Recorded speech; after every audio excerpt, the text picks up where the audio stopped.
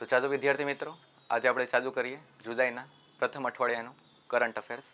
જૂનના પાછલા ભાગનું કરંટ અફેર્સ આપણે આપણી ચેનલ ઉપર અપલોડ કરેલા છે બધા વિડીયોઝ. ઓકે, તો આજનો પ્રથમ ટોપિક આપણે લઈએ છીએ India signs first global green methanol supply deal.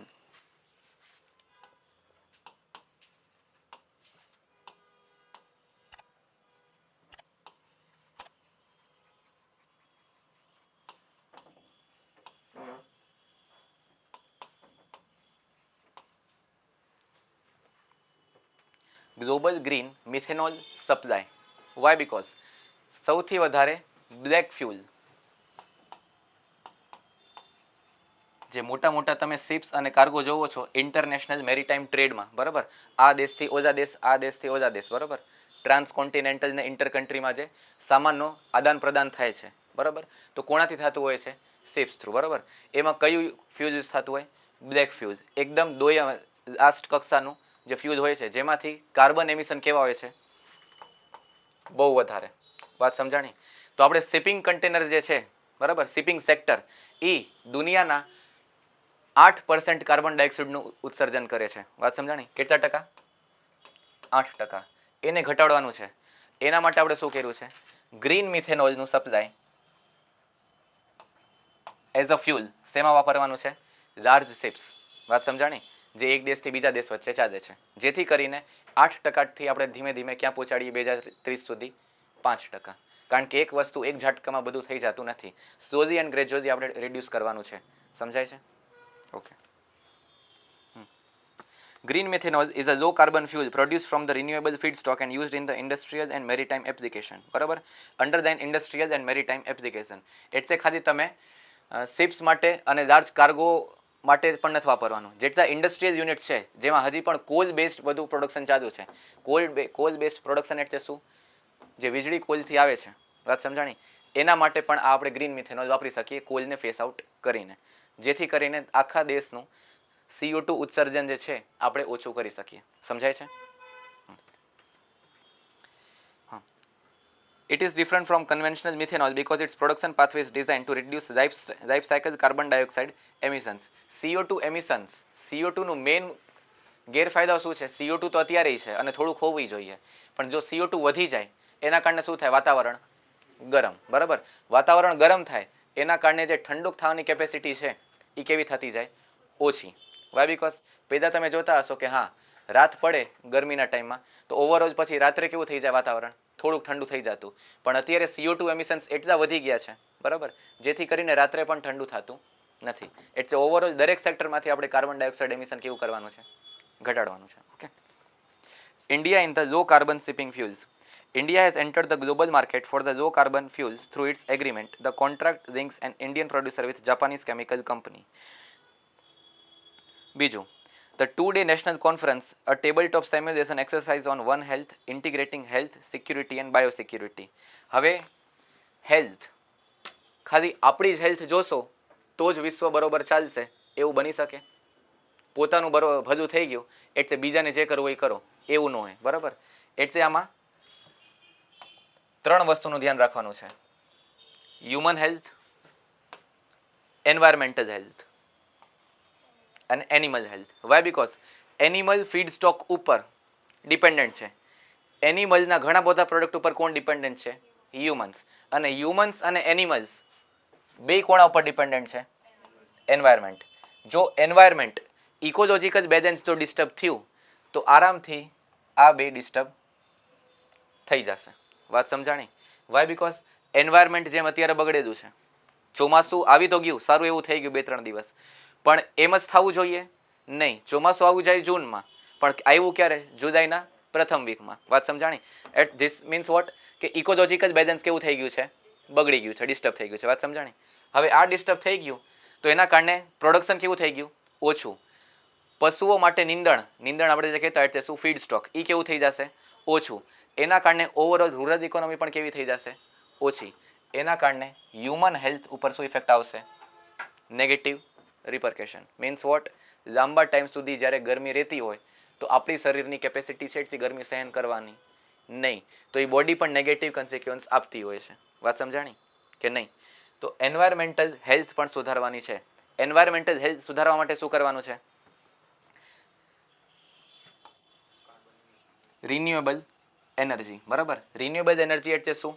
Solar, wind, tidal, hydro power. Solar કોણાથી ચાલે? સૂર્યપ્રકાશથી. વિન્ડ, પવનચક્કી. પછી હાઇડ્રો પાવર એટલે શું? નદીમાં જે પાણી ભરાયેલું હોય, બરાબર, એને જોરથી તમે નીચે ફેંકો અને નીચે ટર્બાઇન હોય, એ ટર્બાઇન ફરે અને એનાથી શું ઉત્પન્ન થાય? વીજળી. અને ટાઇડલ એનર્જી એટલે શું? દરિયામાં રાખે, બરાબર. શું? એક આવો ચક્કો હોય, બરાબર. એ ચક્કા ઉપર જ્યારે જોરથી ટાઇડ્સનો વખત હોય, ભરતીનો, ઓટનો નહીં, કારણ કે ઓટમાં પાણી શું થાય? ઓસરી જાય. ભરતીમાં શું થાય? પાણી જોરથી આવે. પાણી જ્યારે જોરથી આવે તો એ પાછું જે ટર્બાઇન છે ફરવાનું ચાલુ થાય. એટલે હાઇડ્રો અને ટર્બાઇનમાં બે ચાલે છે કોણાથી? પાણીથી. પણ હાઇડ્રો કોણા પાણીથી? નદીના પાણીથી. અને ટાઇડલ કોણા પાણીથી? દરિયાના પાણીથી. પણ ઓવરઓલ પ્રોડ્યુસ શું કરે છે? Renewable energy. બીજું યુરેનિયમ, બરાબર. જો તમે કરંટ અફેર્સ ઉપર નોર્મલી પણ ધ્યાન દેતા હોય, ખાલી લેક્ચર જ નહીં, હવે તો એવું છે કે ઇન્સ્ટાગ્રામમાં પણ તરત કાંઈ ન્યૂઝ આવી જતી હોય છે. ખોટી પણ હોઈ શકે, પણ સાચી પણ ઘણી બધી હોય છે. એવું નહીં કે ઇન્સ્ટાગ્રામ કે સ્નેપ ને ફેસબુક એટલે શું ખોટી ન્યૂઝનો ભંડાર, એવું નથી. ટ્રસ્ટેડ સોર્સનો યુઝ કરો તેમાં પણ સાચી ન્યૂઝ તમને જાણવા મળે છે. ઓકે, તો યુરેનિયમની ડીલ થઈ છે કોના ભેગી? ઇન્ડિયા અને હજી એક દેશ છે, કહી શકશો? 5 સેકન્ડ આપું છું. ત્યાંથી તો આવે છે ભરી ભરીને. સૌથી વધારે યુરેનિયમનો જથ્થો જે ભારતમાં અત્યારે આવી રહ્યો છે, ક્યાંથી આવી રહ્યો છે? કઝાકસ્તાન, બરાબર. પાટનગર શું છે? અસ્તાના. બટ હવે અત્યારે એક ડીલ થઈ છે, 3 દિવસ પહેલા જ થઈ છે. કેનેડાથી પણ આવે છે, પણ ત્યાં કન્ટિન્યુઅસ આવે છે. પણ હજી એક ટ્રીટી થઈ છે, કઈ? ટાઈમ પૂરો. ઓસ્ટ્રેલિયા. હમણાં બહુ ન્યૂઝમાં છે. વાત સમજાણી? વાય? બીકોઝ વિશ્વનું 33% યુરેનિયમનો ભંડોળ કોની પાસે છે? ઓસ્ટ્રેલિયા પાસે. અને એ જે ભંડોળ કાઢે છે જમીનમાંથી, એ વધારે પડતું શું કરી દે છે? વધારે પડતું નહીં, કાઢે જ કોના માટે છે? એક્સપોર્ટ કરવા માટે. વાત સમજાણી? તો ઇન્ડિયા ઓસ્ટ્રેલિયા ડીલ કરી છે. જોઈન્ટ ડીલ ક્યારે થઈ હતી? 2015માં, બરાબર. ફાઇનલ એગ્રીમેન્ટ ક્યારે થયું? 3 દિવસ પહેલા. એટલે ક્યારે? 2000 ને કેટલા વર્ષ વયા ગયા? 11 વર્ષ, બરાબર. કારણ કે બે દેશો વચ્ચે ડીલ થતી હોય તો એ મિનિંગ એ નથી કે હોલમાં આવો ને બે માણસ ભેગા થઈને કંઈ નક્કી કરીને વાત પૂરી. બે દેશ વચ્ચેની ડીલ છે. વાત સમજાણી? અને એ શેની છે? યુરેનિયમની. Uranium, India is a responsible country. ઇન્ડિયાના હાથમાં યુરેનિયમ આવે એટલે કોકને બીક લાગે કે ઇન્ડિયાના હાથમાં આવી ગયું, બોમ્બ બનાવીને ફોડશે? નહીં. બટ યુરેનિયમ છે એટલે દરેક દેશ વચ્ચે એક પરસ્પરનો સહયોગ થવો જોઈએ.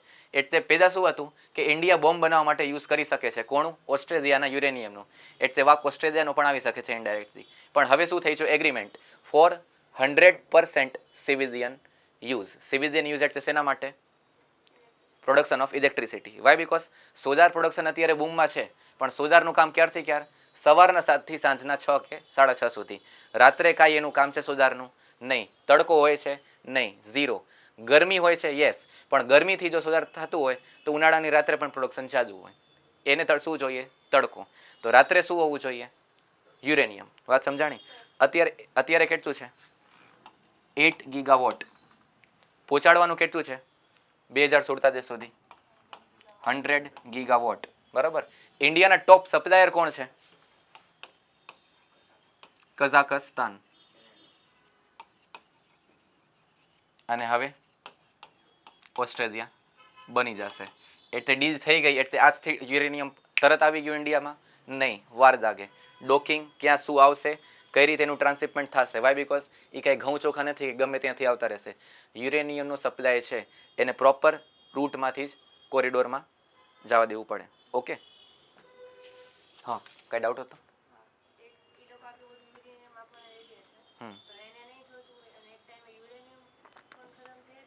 એક ટાઈમે ખતમ થશે, પણ એ એક ટાઈમ છે 100, 200, 250 વર્ષ, બરાબર. આપણે પ્લાનિંગ કેટલાનું કરવાનું હોય? બહુ તો 50 વર્ષ, બરાબર. પ્લાન્ટ્સ જે બનતા હોય છે, કારણ કે 5 વર્ષ પછી શું થશે એ પણ ફિક્સ નથી. તો આપણે 300 વર્ષ પછી શું થશે એ નક્કી કરી શકવાના છીએ, બરાબર. ગમે ત્યારે ગમે તે થઈ જાય. ઓકે, તો આપણે 50 વર્ષનું વિચારીને ચાલી શકીએ. વાય? બીકોઝ 2026 થી 50 વર્ષ એટલે કેટલા? 76 બરોબર. હજી આપણે 2100 સુધી વયા જઈએ, વાત સમજાણી, 74 વર્ષ આગળ વયા જઈએ તો આપણે વિચારી શકીએ કે ભારતની વસ્તી પાછી કેટલી થઈ જશે? 90 કરોડ. વાય બીકોઝ ત્યાં સુધી વધારે પડતી પ્રજા કેવી થઈ ગઈ હશે? ઓલ્ડ એજ નહીં, એજ્યુકેટેડ. બરોબર. આપણે કેવા થઈ ગયા હશું 2100 સુધીમાં? કોઈ હશું જ નહીં. બરોબર. એક દિન હમ ભી નિકલ જાયંગે. અને લેક્ચર પછી વિડીયોમાં આપણે ક્યાંય જોતા હશે આપણને આપણા બધા જનરેશનવાળા. બરોબર. ત્યાં સુધી જેમ લિટરેસી વધે એમ ફર્ટિલિટી રેટ કેવું થાય? ઘટે.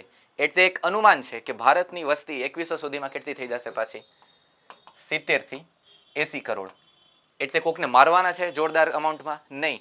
સ્લોલી એન્ડ ગ્રેજ્યુઅલી લોકો કેવા થવાના છે? ગઈઢા થાય તો એક ટાઈમ ઈ પણ જાય અને જે આવે એ એને રિપ્લેસ કરે.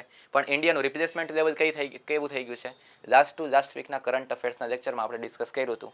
ઇન્ડિયાનું TFR ટોટલ ફર્ટિલિટી રેટ એટલે મહિલા પોતાના જીવનકાળમાં જે રિપ્રોડક્ટિવ યર્સ છે એટલે કેટલા વર્ષ? 15 વર્ષથી લઈને 60 વર્ષ. બરાબર. 60 મેક્સિમમ છે. વધારે પડતું શું હોય? 45 વર્ષ સુધી જ. બરાબર. તો 15 થી 45 વચ્ચે કેટલા બાળકને જન્મ આપે છે? હવે 1.9. ક્યાંથી ઘટાડ્યું છે આપણે? 8.8 થી લઈને 10 સુધી હતું. ક્યારે? આપણો દેશ આઝાદ થયો ત્યારે. વાય બીકોઝ પેદા શું હતું વિચારણા? કે જેટલા લોકો જન્મશે વધારે આપણા પરિવારમાં એટલા જ કામ કરવાવાળા કેવા હશે? વધારે. જેટલા કામ કરશે તો ઘરમાં પૈસા કેવા આવશે? વધારે. પણ ક્વોલિટી ઓફ લાઈફ કે સ્ટાન્ડર્ડ ઓફ લિવિંગ કાંઈ પેદાવો કોન્સેપ્ટ હતો નહીં. આ બધું છેલ્લા 10-15 વર્ષનો કોન્સેપ્ટ થઈ ગયો છે. જેથી કરીને હવે એજ્યુકેશન કેવું થઈ ગયું? વધી ગયું. અને સૌથી વધારે ભારણ કોણા ઉપર આપે છે સરકાર? Female education. જેથી કરીને જેમ ફિમેલ એજ્યુકેટ થાય એ દેશનું ઉત્થાન કેવું થવા માંડે? વધારે.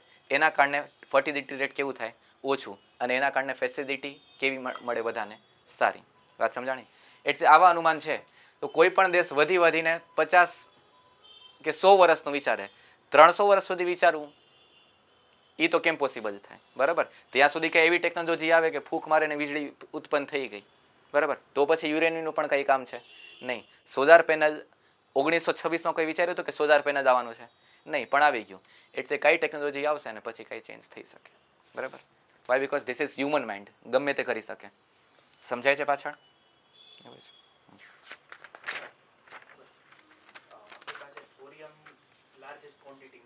Yes. Yes.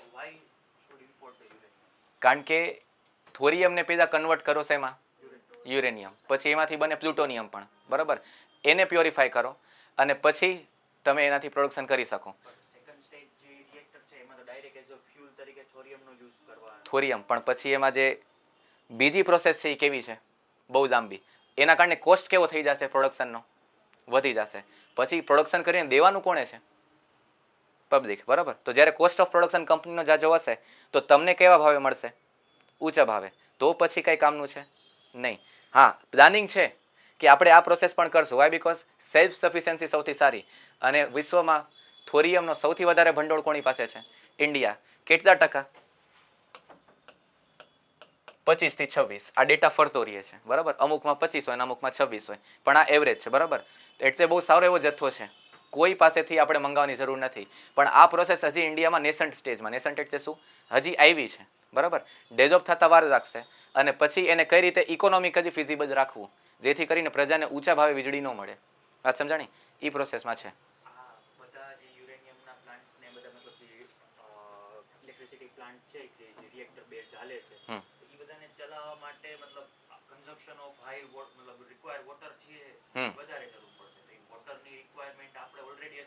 આપણે ઓમી અછત છે. બરાબર. તો એના માટે રીયુઝડ વોટર જે છે, બરાબર, ઘરનું જે કચરો નીકળે છે પાણી, બરાબર, પછી ઇન્ડસ્ટ્રીનો જે કચરો નીકળે છે એને પ્યોરિફાય કરીને, બરાબર, ક્યાં મોકલવાનું? આમાં. બરાબર. ઠંડા કરવામાં. કારણ કે પાણીની જરૂરિયાત છે. હમણાં ફ્રાન્સમાં તમે જે હીટ જોઈ, હીટ વેવ, બરાબર, યુરોપમાં એટલી ગરમી વધી ગઈ, કેટલી? 36-37 ડિગ્રી. એ બધા એમાં જ ઓફ થવા માંડ્યા 36-37માં. આપણે 45માં પણ બેઠા બેઠા ચા પીતા હોય છે. વાય બીકોઝ એ બધા ટેવાયદા નથી. પણ એ બધાના ન્યુક્લિયર રિએક્ટર કેવા થઈ ગયા? બંધ. વાય બીકોઝ પાણીની સપ્લાય કેવી થઈ ગઈ? ઓછી. ઇન્ડિયામાં પણ વાંધો આવી શકે છે. સાવ સાચો પ્રશ્ન. પણ આપણે કયો પાણી સપ્લાય કરવાનું છે? નદીમાંથી એકદમ તાજું પાણી? નહીં. રીયુઝડ વોટર. બરાબર. રિસાયકલ કરો અને પછી ક્યાં આપો? રિએક્ટર્સને. વાત સમજાણી કે નહીં? રિએક્ટરની આજુબાજુની તમે જમીન જોશો ને એ પાણીમાં જ બેસેલી હોય. વાય બીકોઝ કોન્સ્ટન્ટ પાણીનો સપ્લાય બધાને જતો હોય. કારણ કે જો એ ઠંડુ થવાનું બંધ થઈ ગયું તો શું થશે? ધડાકો. વાત સમજાણ? સી વોટરને ફિલ્ટર કરવું એ હજારો કરોડની પ્રોસેસ છે, બરાબર. અને ઘણા બધા ન્યુક્લિયર રિએક્ટર બનાવવાના છે. તો આપણી પાસે ન્યુક્લિયર રિએક્ટર બનાવવાનો ફાઇનાન્સ જે ફંડ છે માપમાં છે. હવે આપણે સી વોટર પણ ડિસેલિનેશન પ્લાન્ટ નાખશું તો કેટલો ફંડ વયો જશે, બરાબર. બાકી ભારત કરી શકે. 11,000 કિલોમીટરનો સાગર કાંઠો છે, પણ પ્રજાને પણ પાણી પૂરું પાડવાનું છે, ન્યુક્લિયર રિએક્ટરને કરવાનું છે, બીજા ઘણી બધી જગ્યાએ ફંડ પહોંચાડવાના છે. બધું કેમ કરવું, બરાબર. એટલી પછીમાં રાખ્યું છે સરકારે કે આપણે પછી કરશું. અત્યારે તમે શું કરો? Rain water harvesting. અને સરકાર એના માટે શું કરે છે? Catch the rain programme. Pond બનાવો, બરાબર. અટલ ભૂજલ યોજના કરી છે, ઘણી બધી યોજના છે. કારણ કે ઓલી યોજના એ બહુ પૈસા ખાઈ જશે, બરાબર. ચેન્નઈમાં છે હજી, કારણ કે ચેન્નઈ કેવું છે? અર્ધ શુષ્ક વિસ્તારમાં, ત્યાં પાણીની જરૂરિયાત છે. અને નદી કેવી થઈ જશે? શિયાળા પછી જ તરત ઓછી. એટલે ત્યાં ચાલે છે. પણ ઓલ ઓવર ઇન્ડિયા તમે વિચારો કે થઈ જાય તો પોસિબલ નથી, બરાબર. એના માટે પછી સપ્લાય લાઈન પણ બેસાડવી પડે, એના માટે જમીન અધિગ્રહણ કરવું પડે. અને પોતાની જમીન જાય તો ત્યાં પેલા કકડાટ શરૂ થાય, બરાબર. એટલે it is very hard process. હાલો,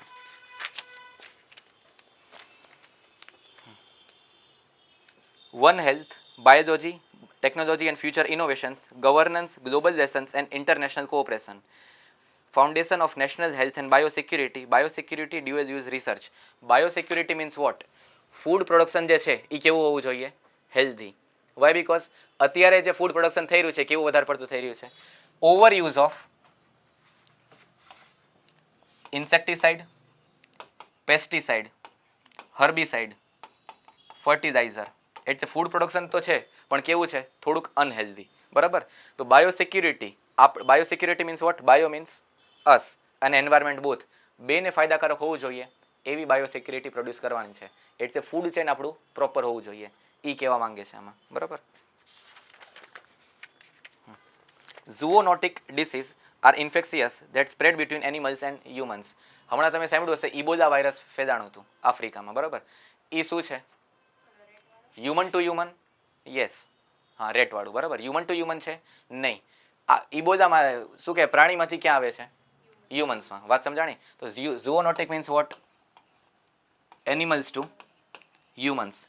ઇન્ડિયામાં પણ 2018માં આવ્યું હતું. સૌથી પ્રથમ કેસ ક્યાં નોંધાણો હતો? કેરેલા. વાત સમજાણી? સમજાય છે પાછળ? Okay. Drug rules amended. The Government of India amended the drug rules on 2nd July through the Ministry of Health and Family Welfare. The amendment notified on 29th June drugs 8th amendment rules, બરાબર. Under the Drugs and Cosmetic Act 1940, which regulates the import, manufacture, distribution and sales of the drugs in India, procedures for licensing, inspection, testing, labeling and QC. QC means what? Quality control. દરેક pharmaceutical company હશે એમાં આ વિભાગ હોય જ. Y because drugs બની જાય. Drugs એટલે આપણે જે જોતા હોય જે નશો કરતા એ ડ્રગ્સ નહીં. અહીંયા ડ્રગ્સ એની વાત થાય છે મેડિસિન્સ, બરાબર. મેડિસિન્સ પ્રોપર છે કે નહીં, શેપમાં, કન્ટેન્ટમાં, એ જેટલું સાઇઝ હોવી જોઈએ સ્ટાન્ડર્ડ એટલી જ હોવી જોઈએ. Why because Indian pharmaceutical industry work on which norms? US FDA and EU FDA. અને દુનિયાના સૌથી ઊંચા નોર્મ્સ કોના છે? આ બેના, US અને યુરોપિયન યુનિયનના. That's why Indian pharmaceutical company is a top exporting company in the world. Why because આટલા મોટા જે માનક તૈયાર કરીને રાખ્યા છે આપણે એ પણ અચીવ કરી દીધા છે. વાત સમજાણી? પણ અમુક વખતે હમણાં કેસ આવ્યો હતો કે કફ સિરપના કારણે નાઇજીરિયામાં 8 બાળકોના મૃત્યુ થયા, જેના કારણે ડિગ્રેડેશન ઓફ ક્વોલિટીનો એક ઇસ્યુ ઊભો થયો હતો. વાત સમજાણી? એના માટે શું છે? ઇન્સ્પેક્શન, QC અને પ્રોસિજર, આ બધા ઉપર હવે સ્ટ્રિક્ટ કંટ્રોલ આવવાનો છે થ્રુ 8th અમેન્ડમેન્ટ એક્ટ. તમે ગમે તે પ્રોડ્યુસ કરશો, ગમે તે લો ક્વોલિટીનો C ગ્રેડ કે D ગ્રેડનું પ્રોડક્શન હશે એ ચલાવી દેવામાં આવશે નહીં, બરાબર. એક સ્ટાન્ડર્ડ હોય છે SOP, standard system of procedure. વાત સમજાણી? એ ફોલો કરશો તો જ તમને ફાર્માસ્યુટિકલ એક્સપોર્ટમાં કાં તો પ્રોડક્શનમાં ચાન્સ મળશે. ખાલી એક્સપોર્ટ નહીં. વાય બીકોઝ તમે પ્રોડ્યુસ કરો છો તો પહેલાં તો ક્યાં નાખશો? પોતાની હોમ કન્ટ્રીમાં, બરાબર. એટલે હોમ કન્ટ્રીમાં લોકો ગમે તેમ મરે એવું ન હોય, બરાબર. અહીંયા પણ સ્ટાન્ડર્ડ નોર્મ્સ તમારે ફોલો કરવા પડશે. વાત સમજાણી? યસ ઓર નો? આ બાજુ okay. Advanced cell and gene therapies include cell or stem cells derived products, gene therapeutic products, and xenograft. Xenograft એટલે શું? Any idea? Xenograft.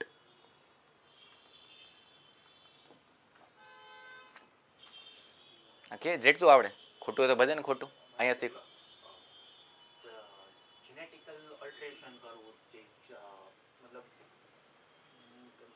biological tissues transplanted from one species to different. બરાબર?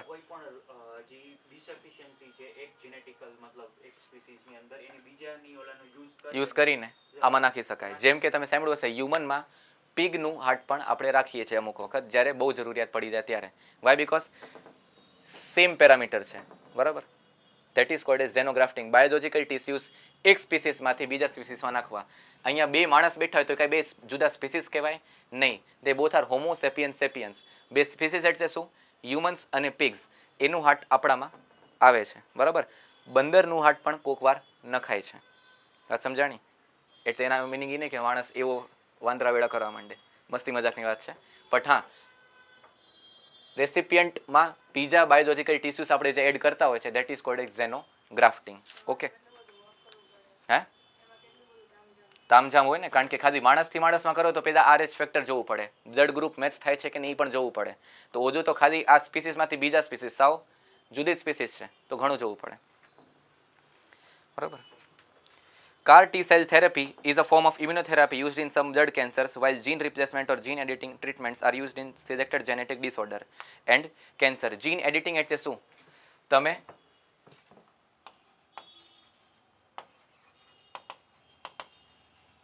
શરીરને રક્ષણ આપે છે કોણ? RBC કે WBC? WBC. RBC તો ખૂન બનાવે છે એ. બરાબર? Red blood cells. WBC એટલે શું? જે પણ વાયરસ કે બેક્ટેરિયા તમારા શરીરમાં આવે છે એને રોકવાનું કામ કોણ કરે છે? WBC. બરાબર? પણ જ્યારે WBC એટલા પ્રોડક્શન વધી જાય કે ગુડ સેલ્સને પણ મારવા માંડે, બરાબર, એના કારણે બ્લડ કેન્સર પણ થઈ શકે છે. તો એને કંટ્રોલમાં રાખવાનું પણ આમાં કામ કીધું છે. CAR T cell therapy. T cells means what? WBC.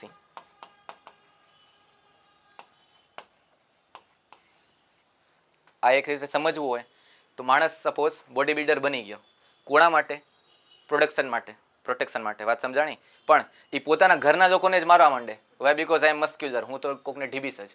Means what? એ પોતાના લોકોને પણ મારવા માંડ્યું. એવી આ કન્ટેક્સમાં તમને સમજાવવા માંગુ છે. WBCનું પ્રોડક્શન વધી જાય, ટી સેલ્સ, બરાબર, ટી સેલ્સનું પ્રોડક્શન વધે તો એ પોતાના શરીરના જે ગુડ સેલ્સ છે, હેલ્ધી સેલ્સ છે, એનું પણ એ શું કરવા માંડે? વિનાશ. વાત સમજાણી? એને પણ રોકવાની આમાં વાત કરવામાં આવી છે. Okay. Government orders removal of BAT BMS app is a mobile application linked to battery management system for lithium ion batteries. Okay. Directed the transport department to verify claims about the app after videos showed in use disabling the e-rickshaw through the Bluetooth process. હવે આમાં છે શું? BMS, battery functions વાળું છે, such as charge level, voltage and temperature in lithium ion batteries. ઇન્સ્ટાગ્રામમાં અઠવાડિયું 10 દિવસ થયું હશે, બરાબર? દીદીનો એક વિડીયો આવ્યો હતો કે જે અમુક બાઇકવાળા છે એને પોતાના પોતાના મોબાઈલથી બીજાના બ્લૂટૂથમાં કનેક્ટ કરીને એનું જે એપ્લિકેશન જે છે ચલાવવાનું, બરાબર, અને પછી ઓર્ડર મળતા હોય ફોર ધ રાઇડ્સ, બરાબર, એ કેવું કરી નાખ્યું હતું? ડિસેબલ. વાત સમજાણી? હવે આ નેગેટિવ રિપરકશન થઈ શકે છે. જો લોકોમાં વધારે ફેલાણું તો જે એ ધંધો કરે છે એનું શું થઈ શકે? ધંધો ડાઉન. વાત સમજાણી? એટલે ગવર્મેન્ટે શું કીધું?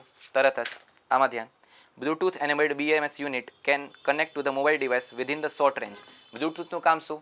કે તમે ત્યાં બેઠા છો અને હું અહીં બેઠો છું, કાં તો તમે આ ગેટની ઓલી સીડી છે ત્યાં સુધી બ્લૂટૂથ રેન્જ આટલી હોય, શોર્ટ રેન્જ વાળું છે.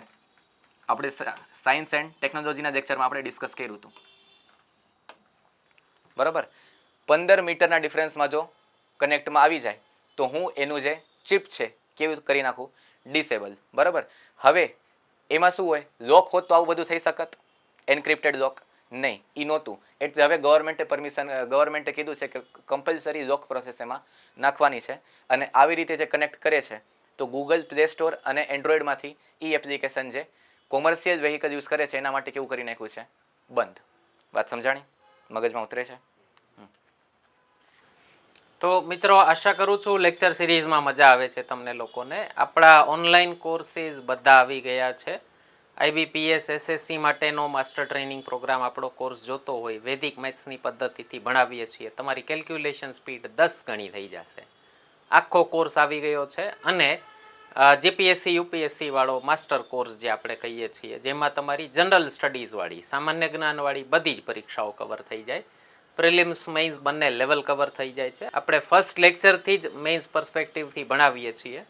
તો કન્સેપ્ટ ક્લેરિટી સાથે ભણાવીએ છીએ. ગોખણપટ્ટી સિસ્ટમ આપણે નથી કરાવતા. આપણી ચેનલ ઉપર બંનેના ટ્રાયલ લેક્ચર્સ પડ્યા છે. એનું ટ્રાયલ લેક્ચરવાળું પ્લેલિસ્ટ જ હશે, એક વખત જોઈ લેજો. કોર્સ પરચેસ કરવો હોય તો અમને આ નંબર ઉપર વોટ્સએપ કરી શકો છો. એમાં કોર્સમાં જે ફીઝ લખી હશે એના કરતાં ઘણું ડિસ્કાઉન્ટ થઈ જશે. એટલે IBPSનો ની ફીઝ અત્યારે 3,000 રૂપિયા જ ચાલે છે અને જીપીએસસી યુપીએસસી વાળાની ઓનલાઈનની ફીઝ માત્ર 5,000 જ ચાલે છે. બાકી કન્ટિન્યુ કરીએ છીએ આજના લેક્ચરથી. E-rickshaws in India commonly use lithium-ion batteries fitted with BMS units. Some of these systems have minimal Bluetooth security and may lack password. Password વગર સિક્યુરિટી અને એન્ક્રિપ્શન કેવું થઈ જાય? તોડવું એકદમ આસાન. વાત સમજાણી? એટલે હવે ખાલી પાસવર્ડથી જ કામ ચાલી જશે? નહીં, કમ્પ્લીટલી એન્ક્રિપ્ટેડ પણ હોવું જોઈએ. વોટ્સએપ તમે ખોદો તો તેમાં આવે કે યોર મેસેજ ઇઝ એન્ક્રિપ્ટેડ. વાત સમજાણી? જેને મોકલો છો ને તમારા વચ્ચે એ બે વચ્ચે વાત થાય છે, બીજું કોઈ આવે છે નહીં. પણ એમાં પણ પાયરેસીના ઇસ્યુ આવે છે કે મેસેજ કોઈ આપણું તોડી રહ્યું છે. એક પેગેસસ સોફ્ટવેર આવ્યું હતું દોઢ વર્ષ પહેલાં. પેગેસસ મીન્સ વોટ કે જે મોટા નેતા અને હાઈ પ્રોફાઇલ લોકો હોય એના મેસેજીસ પાયરેટ કરતા હતા. કોણ? મોટી મોટી કંપનીવાળા, કે શું વાત થઈ રહી છે. ઓકે, આપણા મેસેજ કોઈ પાયરેટ કરે નહીં. આપણા મેસેજમાં શું હોય પાયરેટ કરવાવાળું? સાંજે 8 વાગે મળજે ને ગાંઠિયા ખાવા જવું છે. એમાં પાયરેટ કરીને શું કામ છે? બરાબર.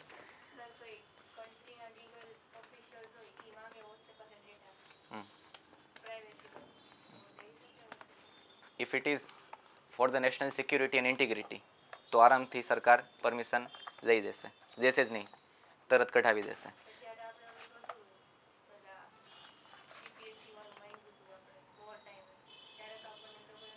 વોર ટાઈમે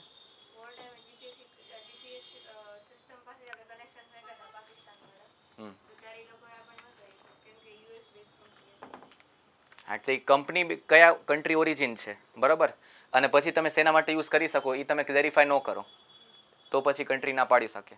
વાત સમજાણી? આ શું કામ કર્યું હતું? જેમ કે ઇન્ડિયામાં તમે જીપીએસ સિસ્ટમ જોવો, ગૂગલ મેપ, તો તમને બધું કેવું દેખાશે? ક્લિયર કટ દેખાશે કે થોડુંક ઝાંખું દેખાશે? ઝાંખું દેખાય. એ જ યુએસમાં તમે યુઝ કરો તો એકદમ ક્લિયર કટ દેખાય કે આ રોડ, આ રસ્તા, આનું ઘર, ત્યાં ઝાડવું ઉગેલું છે, ત્યાં પાર્કિંગ છે અને ત્યાંથી આમ સીરી જાય છે. Why? Because after the Kargil war, Kargil શું હતું, 2001 અટેક થયું હતું પાર્લામેન્ટ ઉપર, તો ત્યારે પણ ગૂગલ મેપ હતા અને એના કારણે અને એકદમ ક્લિયર રસ્તા બતાડતા હતા. અને એનો ફાયદો ઉપાડ્યો કોણે? આતંકવાદીઓએ. એના પછી સરકારે શું કર્યું કે બધા રસ્તા કેવા કરી નાખો? બ્લર. વાત સમજાણી? પકડી તો એ જશે પણ હા, થોડુંક આપણે સિક્યુરિટી વધારીએ. એટલે ઇન્ડિયામાં આ સિસ્ટમ ચાલે છે. એટલે જેમ કાંઈ થાય પછી આપણે સિક્યુરિટી કન્સર્ન વધારીએ છીએ આપણા. હા, મોડિફાઈડ ઉડાન સ્કીમ એક્સપાન્ડ્સ રિજનલ એર કનેક્ટિવિટી. ઉડાન સ્કીમ ફૂલ ફોર્મ ખબર છે? ઉડાન, UDAN, ઉડે દેશ કા આમ નાગરિક. બરાબર. પેલા એરવે એટલે શું? મોટા લોકો જેમાં જશે, બરાબર, એવી આપણી ધારણા હતી.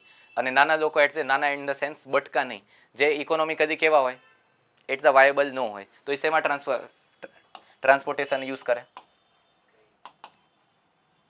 રેલવે અને બસ. વાત સમજાણી? પ્રાઇવેટ કેબ તો 10 વર્ષ પહેલાં એટલું કાંઈ હતું જ નહીં. આ હવે રેપિડો ને આવું બધું આવી ગયું છે. વાત સમજાણી? તો વધારે પડતું કેવું હતું? રેલવે ને બસ. હવે રિજનલ કનેક્ટિવિટી કેવી થઈ ગઈ છે? બહુ વધારે. વાત સમજાણી? એવા સેન્ટર સુધી આપણે પહોંચી ગયા છે જ્યાં પહેલાં શું હતું? ખાલી helicopter services or by the road, અને જો વરસાદ થાય તો એ પણ બંધ. વાત સમજાણી? જેમ કે નોર્થ ઇસ્ટર્ન એરિયા, આંદામાન અત્યારે બહુ ચર્ચામાં છે. કયું? ગેજેથિયા બે કરીને છે. ત્યાં શું બનાવવાનું છે? એરપોર્ટ. પહેલાં શું હતું? For the army use only, પણ હવે શું કરી નાખ્યું? Civilian use also. વાત સમજાણી? North East, Andaman, forest area of central India. વાત સમજાણી? લદ્દાખ એન્ડ ધી હિમાચલ પ્રદેશના એકદમ બહુ દૂર દરાજના ટ્રેક્ટ. વાત સમજાણી? આ દરેક જગ્યાએ કનેક્ટિવિટી વધારવા through the Delhi, Mumbai or big centres of the country શું આવ્યું છે? ઉડે દેશ કા આમ નાગરિક. બીજું, જ્યાં પ્લેન એરિયા છે તો પણ ત્યાં એરપોર્ટ અને શું કહેવાય એરવેની ફેસિલિટી નહોતી. તો ત્યાં પણ આવ્યું છે. Why because to increase the religious tourism. બરાબર, રિલિજિયસ ટુરિઝમ, જેમ કે અયોધ્યામાં કઈ પેદા એરપોર્ટ હતો બહુ મોટો, નહીં, પણ બનાવી દીધો two increase the religious tourism from the different countries also. ખાલી આપણા દેશના લોકો આવે એવું વાત છે ત્યાં નહીં, બીજા દેશથી આવશે તો વધારે કમાણી થશે. તો ખાલી અયોધ્યાની તો મેં તમને એક્ઝામ્પલ આપ્યું, બીજા ઘણી બધી જગ્યાએ આપણે કર્યું છે two increase the religious tourism. જેમ કે દ્વારકામાં પણ એરપોર્ટ બનાવવાની વાત થઈ છે. બરાબર, વાય બીકોઝ આ શેમાં આવે છે? ચારધામ યાત્રામાં. વાત સમજાણી? Okay. The Union Cabinet has approved modified Udan scheme for 10 years of 2026-27 to 2035-36. બરાબર, આ મેં કયા કીધા? ફાઇનાન્શિયલ યર 26 થી 27, એટલે કયું? 1 એપ્રિલ 2026 થી 31 માર્ચ 2027. આ શું કહેવાય? Financial year. એવી રીતે 2035-36 સુધી કોઈ પણ એક વર્ષ ફાઇનાન્શિયલ યર ન હોય કે 2027 શું કહેવાય 26 ફાઇનાન્શિયલ યર, 26-27 બે ભેગું હોય. આ સમજાણી? The modified scheme proposed 200 modern helipads for the remote and difficult terrain. Helipad એટલે શું? જ્યાં હેલિકોપ્ટર ઉતરતું હોય. એનો રનવે કાંઈ બહુ મોટો હોય છે નહીં, એ એક સ્મોલ સિમેન્ટેડ એરિયા હોય છે. વાત સમજાણી? કારણ કે હેલિકોપ્ટર કાંઈ આમ લેન્ડિંગ ન કરે, એ આમ લેન્ડિંગ કરે. અને આ વધારે ક્યાં કામનું? જે લદ્દાખ અને નોર્થ ઇસ્ટનો એરિયા છે જ્યાં તમને ટ્રેક બહુ મોટો બનાવવાનો ચાન્સ મળતો નથી. વાય બીકોઝ હિલી અને અનસ્ટેબલ એરિયા છે, તો ત્યાં તમે શું બનાવી શકો? હેલિપેડ. ઇન્ડિયાનું સૌથી વધારે હેલિકોપ્ટર પ્રોવાઇડિંગ સર્વિસ કંપની કઈ છે? પવન હંસ. વાત સમજાણી? આ નાની મોટી સ્ટેટિક નોલેજ યાદ રાખતા જાજો, કાં તો લખતા જાજો, આવું પૂછાય પણ છે. ઓકે.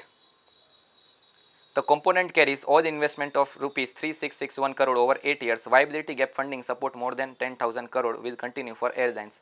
Viability gap funding એટલે શું? અમુક એરપોર્ટ એવા હોય છે જે શું કહેવાય? વ્હાઇટ એલિફન્ટ જેવા છે. વ્હાઇટ એલિફન્ટ એટલે શું? બનાવી દીધા છે પણ ત્યાં કોઈ પેસેન્જર આવે છે નહીં. એક્ઝામ્પલ હોય તો Kushinagar airport in UP, Buddhist tourism માટે એરપોર્ટ બનાવ્યું હતું, પણ વર્ષના ત્યાં 50 પેસેન્જર પણ નથી આવતા, અને બન્યું છે શું? International airport. વાત સમજાણી? પણ સરકાર તો એને મેન્ટેન કરે છે. વાય બીકોઝ ઇન્ટરનેશનલ એરપોર્ટ છે, ટુરિઝમ ક્યારે આવશે એ બધું વિચારીને સરકાર એને કન્ટિન્યુ રાખવાનું વિચારતી હોય છે. એટલે એવા જગ્યાને કન્ટિન્યુ રાખવું, પણ પૈસા આવતા નથી ટુરિસ્ટ પાસેથી, સરકારને નાખવા પડે છે. That money is called as viability gap funding. Project ખોટમાં છે તોય સરકાર ચલાવે છે, that type of government funding is called as viability gap funding. Rajkot airport એવું છે કે ધૂળ ખાય છે ને પડ્યું છે? નહીં, દર વખતે વધી રહ્યું છે. 2023માં કેટલા હતા? 6 લાખ પેસેન્જર, 24માં 8.5 લાખ, 25માં 10 લાખ, અને 25-26માં કેટલા થયા? 12.5 લાખ. એટલે આપણે 3 થી 3.5 વર્ષમાં કેવા થઈ ગયા? ડબલ. 6 થી ક્યાં પહોંચી ગયા આપણે? 12 થી વધારે. બરાબર. સો આ કેવા છે? Economically feasible. વાય બીકોઝ અહીંયા એક્ટિવિટી, ઇકોનોમિક એક્ટિવિટી કેવી છે? વધારે. વાત સમજાણી? અને જ્યાં ન હોય તો ત્યાં સરકાર મેન્ટેન રખાવે, જાણી જોઈને પૈસા આપીને. Okay. Assam begins commercial matcha tea production. Matcha is a powdered green tea that originated in Japan and is made from the sage green tea leaves. The leaves are steamed, dried and grounded into fine powder, and beverage is prepared by whisking the powder in the hot water. બરાબર. ઇન્ડિયામાં સૌથી વધારે T production કરતું state કોણ? આસામ. અને પછી waste Bengal. Waste બેંગોલનું આખું waste Bengal નહીં, કયો એરિયા? દાર્જિલિંગ. અને પછી ઉત્તરાખંડને આ બધા સ્ટેટ નાના મોટા આવે છે, પણ મેજર કયું છે? આસામ. હવે આમાં ઘણી બધી ટાઈપની ટી છે. Green tea, orthodox tea, Assamese tea ત્યાંની લોકલ, અને હવે એક matcha tea. Originating from which country? Japan. બરાબર. અને ચા ઉગતી હોય તો આપણી જેમ જ ઉગતી હોય, જેમ માંડવી ને ઘઉં આપણે ઉગાડી દઈએ છીએ, તંબાકુ નહીં. એ કેવા એરિયામાં ઉગે? આવા હિલ સ્લોપમાં કોઈ દી ઉગે નહીં. આમાં કાંઈ ટકે જ નહીં. આટલી પાતળી ઢાળ હોય તો કાંઈ ટકે કોઈ દી નહીં. એ કેવા સ્લોપમાં ઉગે? આવા ઓછી ઢાળ, અને વચ્ચે શું હોવા જોઈએ? બરાબર. એને શું જોઈએ? ડાયરેક્ટ તડકો જોઈએ નહીં. Hot humid climate. આપણે જેમ બફારો થાય પછી વરસાદ થાય, વરસાદ થયા પછી 10 દિવસ માટે જો લગાતાર ઠંડક હોય નહીં, પાછો બફારો થાય, પાછો વરસાદ થાય. That is called as hot humid climate. Humid શું કામ? હ્યુમિડ છે એટલે જ વરસાદ થાય છે. હોટ ડ્રાય ક્લાઇમેટ એટલે શું? તો રણ થઈ જાય. હોટ હ્યુમિડ એટલે શું? ભેજ. ભેજ આફ્ટર ઓલ ક્યાં આવશે? વરસાદ તરીકે જમીન ઉપર. વાત સમજાણી? તો શેડો ગ્રીન ટી લીવ્સ. ચા ને ઓવરઓલ અમે શું જોતું હોય? છાંયો, દરરોજનો વરસાદ અને ઢાળવાળી જમીન. અને માટી કેવી? બ્લેક સોઇલ કે એલ્યુવિયલ સોઇલ? એ કોઈ નહીં. કઈ? Laterite soil or the red soil અમુક એરિયામાં. વાત સમજાણી? યસ ઓર નો? મગજમાં ઉતરે છે કે ટપ્પો થાય છે પાછળ? મારે નામ પૂછવાનું તો રહી ગયું. New batch. તું તો ઓલ્ડ બેચ છો, મને એટલે જૂના બેચમાંથી છો ને? પહેલી બેન્ચ. હા. તમે? હેમાંગી. તમે જૂના બેચમાંથી. શું નામ? તોય નાખ. સ્મિત. પાર્થ. તનિષ્ક. કૌશિક. કિરાટ. બરોબર. આ કિરાટ કૌશિક બહુ કન્ફ્યુઝન વાળા છે. બે છૂટા બેસજો હવે થોડાક દી. બરોબર. જયદીપ. બરોબર. આ બધા જૂના જોગી ક્યાં? જે આખા ભરાઈ જતા અહીંયા ચા પીવા જતા બધા. આમ 7 વાગે નીકળો એટલે 7:10 આવો. અમુકને સફોકેશન થાય ને અમુક ભાગવા માટે જાય. થાંભ જવું ભાવે. હાલો, કાંઈ વાંધો નહીં. આમાંથી Defence Acquisition Council clears ₹52,000 crore purchases. Defence Acquisition Council 52,000 કરોડની પરચેસ. બરાબર.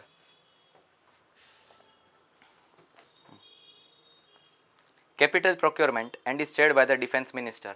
ડિફેન્સની વાત છે તો કયા મિનિસ્ટ્રીમાં વાત થશે? મિનિસ્ટ્રી ઓફ ડિફેન્સ, સંરક્ષણ મંત્રાલય. વાત સમજાણી? The Defence Acquisition Council it deals with the capital purchase such as weapons, platforms, sensors, support system, Indian Army, Navy and Air Force. બરાબર. એક્સેપ્ટન્સ ઓફ નેસેસિટી સૌથી પહેલા થાય. શું આ વસ્તુની જરૂરિયાત છે કે નહીં? બરાબર. અને છે તો કેટલી છે? પહેલા તો એનું એનાલિસિસ થાય. પછી શું થાય?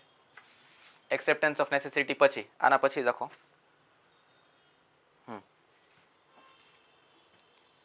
It is the first formal approval in the defense procurement process under the defense acquisition procedure. Next stage of tendering, technical evaluation and contract finalization. Tendering એટલે શું? Suppose there is need of helicopters, Apache. બરાબર. તો પહેલાં તો need જોઈશ કેટલી છે. પહેલેથી જો પડ્યા છે તો પછી કાંઈ બહુ મંગાવવાની જરૂર નથી. બરાબર. પણ ઘટ છે તો આપણે મંગાવવાની જરૂર છે. વાત સમજાણી? તો પહેલાં તો એક્સેપ્ટન્સ ઓફ નેસેસિટી જોવાય છે. પછી કેટલાની જરૂર છે એના માટે શું થશે? ટેન્ડરિંગ. પછી એના ટેકનિકલ પહેલું જોવામાં આવશે કે કયા એરિયામાં ચાલી શકે, કેટલું વાતાવરણ અને કેવું જોઈએ. વાય? બીકોઝ આપણે શું નોર્મલ એટમોસ્ફિયર છે બોર્ડર ઉપર? નહીં. ગુજરાત રાજસ્થાન કેવા છે? તપતું હોય.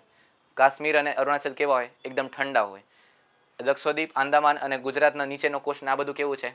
ભેજવાળું. તો ત્યાં પણ બધું જોઈને આપણે વન સાઇઝ ફિટ્સ ઓલનું એપ્રોચ દરેક જગ્યાએ ચાલશે નહીં. ધબોઈનામાં થઈ જશે. વાત સમજાણી? તો ટેકનિકલ એનાલિસિસ થતું હોય અને પછી કેપિટલ પ્રોક્યોરમેન્ટ થ્રુ આપણે ખરીદતા હોય છે. એમાં પણ સરકાર હવે શું રાખે છે? ફોકસ વધારે મેડ ઇન ઇન્ડિયા. બરાબર. પણ સિપ્રીનો રિસર્ચ આવ્યું હતું. સિપ્રી એક કંપની છે સ્ટોકહોમની. સ્ટોકહોમ ક્યાં છે? સ્વીડનમાં.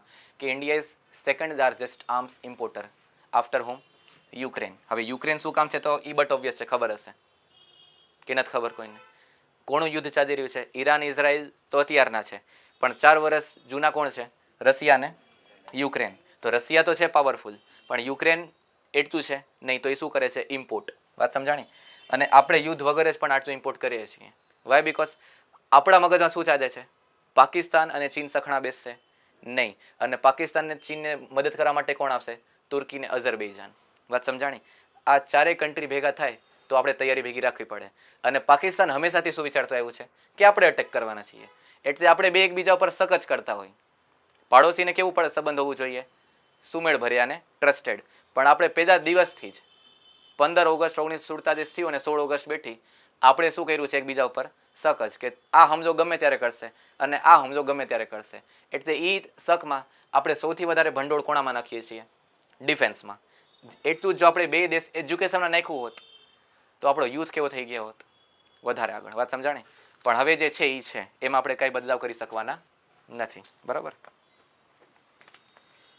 હાલો. UIDAI enables આધાર ઈમેલ અપડેટ થ્રુ એપ. બરાબર. વાય? બીકોઝ આધાર એપ્લિકેશન ઓફિસમાં જાઓ તમે કે મારે નામ ચેન્જ કરાવવું છે કે એડ્રેસ ચેન્જ કરાવવું છે કે ગમે તે XYZ પ્રોસેસ, કાં તો ગમે તે બીજી પ્રોસેસ હોય, બર્થ ડેટ કે એ બધાની, તો શું હોય? ₹50 ચાર્જ. ₹50 કાંઈ બહુ મોટું નથી. બરાબર, 50 રૂપિયા કઢાવા છે, ઓહો હવે આવતા મહિને કઢાવીશ, કાં લોન જઈશ, એવું ન હોય. કાં તો એ માણસનું છટકી ગયું છે 50 રૂપિયા માટે. તો હવે સરકારે શું કરી છે, આ નવી એપ આવી છે, બરાબર, જેથી કરીને તમે તમારું આધાર અપડેટ, નામમાં કોકને કાંઈ વાંધો થઈ જાય, કોઈ પણ એક આલ્ફાબેટનો, એ ભૂલ થઈ જતી હોય છે કોક વાર, બરાબર, એ નો ટાળી શકે એવી ભૂલ હોય. તો એના માટે તમે જાતે જ E-F3 પોતાનું ઇમેજ વેરિફિકેશન કરીને તમારી જે ભૂલ છે એ સુધારી શકશો. એ પછી ગમે એ હોય, 6 મહિના સુધી કેવી, 0 રૂપીસ, એટલે શું, ફ્રી. વાત સમજાણી. પણ 1 જાન્યુઆરી 2027 પાછું ચાર્જ લાગશે, બરાબર. એ ચાર્જ શું હશે એ પછીની વાત છે, પણ અત્યારે કેવું છે, ફ્રી ઓફ કોસ્ટ. અને ઘર બેઠા જો થઈ જતું હોય છે તો સરકારી ઓફિસના ધક્કા ખાવા ન પડે, અને સૌથી સારામાં સારી વાત છે. કારણ કે સરકારી ઓફિસના ધક્કા ખાવા એટલે એકથી અહીંયા, અહીંયાથી વાંથી વાં, અને વાં પહોંચો એટલે લંચ બ્રેક થઈ ગયું હોય. હવે ઓલો આરામથી ખાઈ પીને આવે એટલે ક્યારે આવે, 2:30-3 વાગે. 3 વાગે પછી તમે જાઓ. વાત સમજાણી. એટલે એક વસ્તુ સુધારવા માટે તમારો આખો દિવસ કેવો થઈ ગયો, બગડી ગયો. That's why Digital India is been promoted by government, કે ઘર બેઠા વધારે પડતી સર્વિસ તમે અવેલ કરી શકો છો.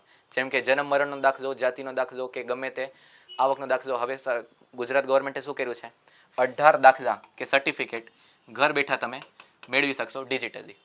Enter your information and you will get your certificate. Why, because મામલતદારની કચેરી કે ઓલા કચેરીએ જાવ એટલે બહુ ટીડીએસ ને બહુ લાંબી પ્રોસેસ છે. વાત સમજાણી.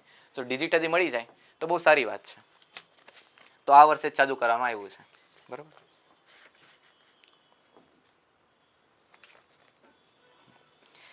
Indian scientist develops placenta on chip platform. Placenta આપણે ન્યૂઝ તો પછી જોઈએ, પણ કોકને ખબર, કોઈને પણ આમાં ધ્યાન છે, વોટ ઇઝ પ્લેસેન્ટા?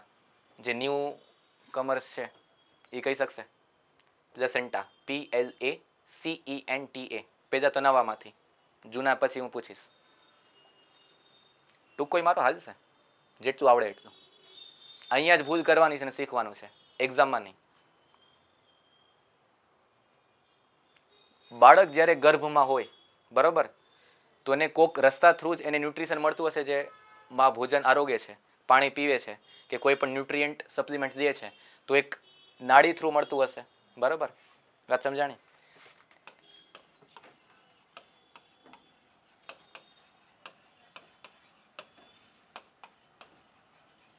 ગુજરાતીમાં આપણે શું કહીએ છીએ, ગર્ભાશય નાડી, બરાબર, જેનાથી બાળક માંથી જોડાયેલું હોય છે.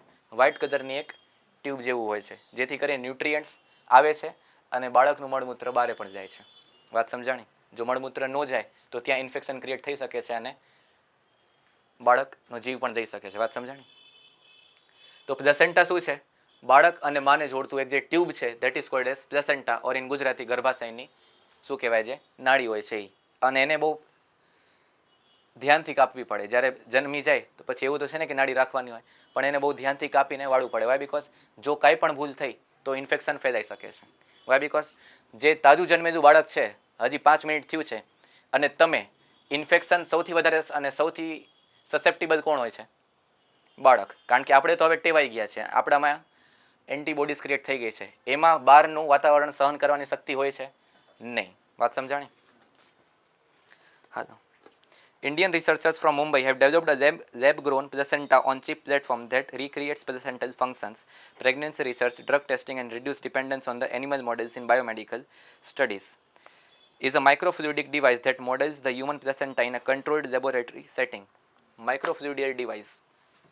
Why? Because પહેલા આપણે શું યુઝ કરતા, એનિમલના અંગો.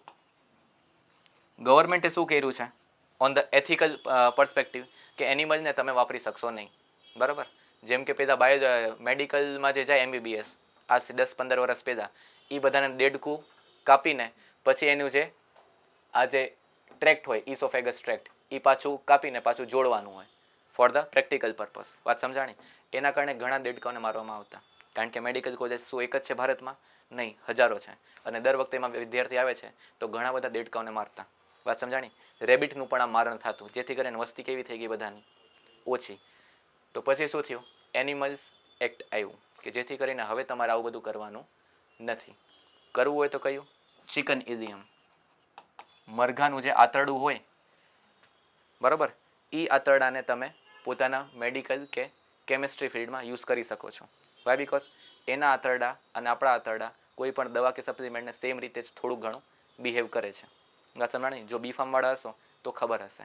ચિકન ઇઝિયમ આંતરડું આવે એનામાં તમારે પેરાસિટામોલ નાખીને તમારે એક્સપેરિમેન્ટ કરવાનું હોય છે. પણ એ ચિકન કેવું છે, દરરોજ કપાતું હોય ને દરરોજ વેચાતું હોય. બરાબર?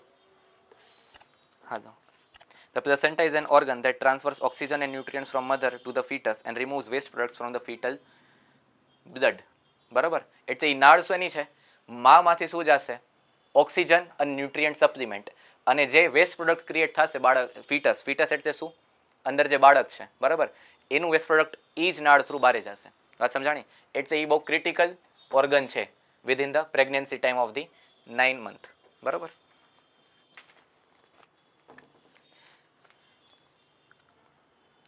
India launches its first greenfield refinery cum petrochemical process complex. Petrochemical industry સૌથી વધારે ઇન્ડિયામાં ક્યાં છે? આપણને તો ખબર જ હોવી જોઈએ. Why? Because our state leads in that. Jamnagar, correct. Moti Khavdi, નાની ખાવડી, રિલાયન્સ વાળું. બીજું અમદાવાદથી આગળ વધો ને, સાણંદથી આગળ ભરૂચ ને એરિયો આવે તો વાસ બહુ આવે તમને. એ શેનું છે? કઈ વસ્તુ ચડી રહી છે ત્યાં? નહીં. ક્રૂડ અને પેટ્રોકેમિકલ નું ત્યાં જોરદાર ઇન્ડસ્ટ્રી છે. હવે એમાંથી જે ધુમાડા નીકળે ને એ બહુ વાસ આવે. એટલે એરિયો કયો?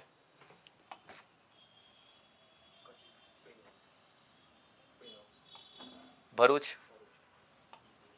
અંકલેશ્વર, દાહોદ, સુરત, નવસારી. બરાબર?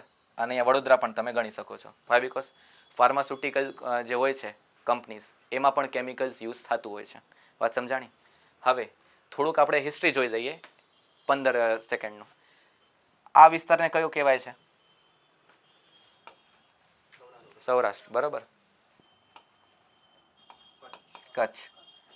એમાં જે ઘાસ છે, ઘાસના મેદાન, એને શું કહેવાય? વાગડ. અને આ જે વિસ્તાર છે, બરાબર, વડોદરાથી ચાલુ કરો અને સુરત, વલસાડ સુધી, એને શું કહીએ છીએ?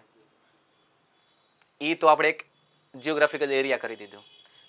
પશ્ચિમ સૌરાષ્ટ્ર આપણે કહેતા હોય છે, અમે પશ્ચિમ સૌરાષ્ટ્રવાળા. નહીં, આપણે પશ્ચિમ ગુજરાતવાળા આપણે એમ કહેતા હોય છે. નહીં, આપણે શું કહીએ?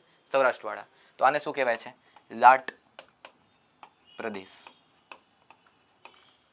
બરાબર? જિયોગ્રાફિકલ પોઈન્ટ ઓફ વ્યૂ કે આને આપણે પૂર્વ ગુજરાત કે મધ્ય ગુજરાત ગણતા હોય છે, પણ આવે છે એમાં ઓલા ટર્મ્સમાં લાટ પ્રદેશ. વાત સમજાણી? Okay. PM Modi inaugurated India's first greenfield integrated refinery cum petrochemical complex at Pachpadra in Badotra district, Rajasthan. Under than Badotra and under than Rajasthan. Why? Because કોઈ પણ જગ્યા અને સ્ટેટ હવે પૂછવા માંડ્યા છે.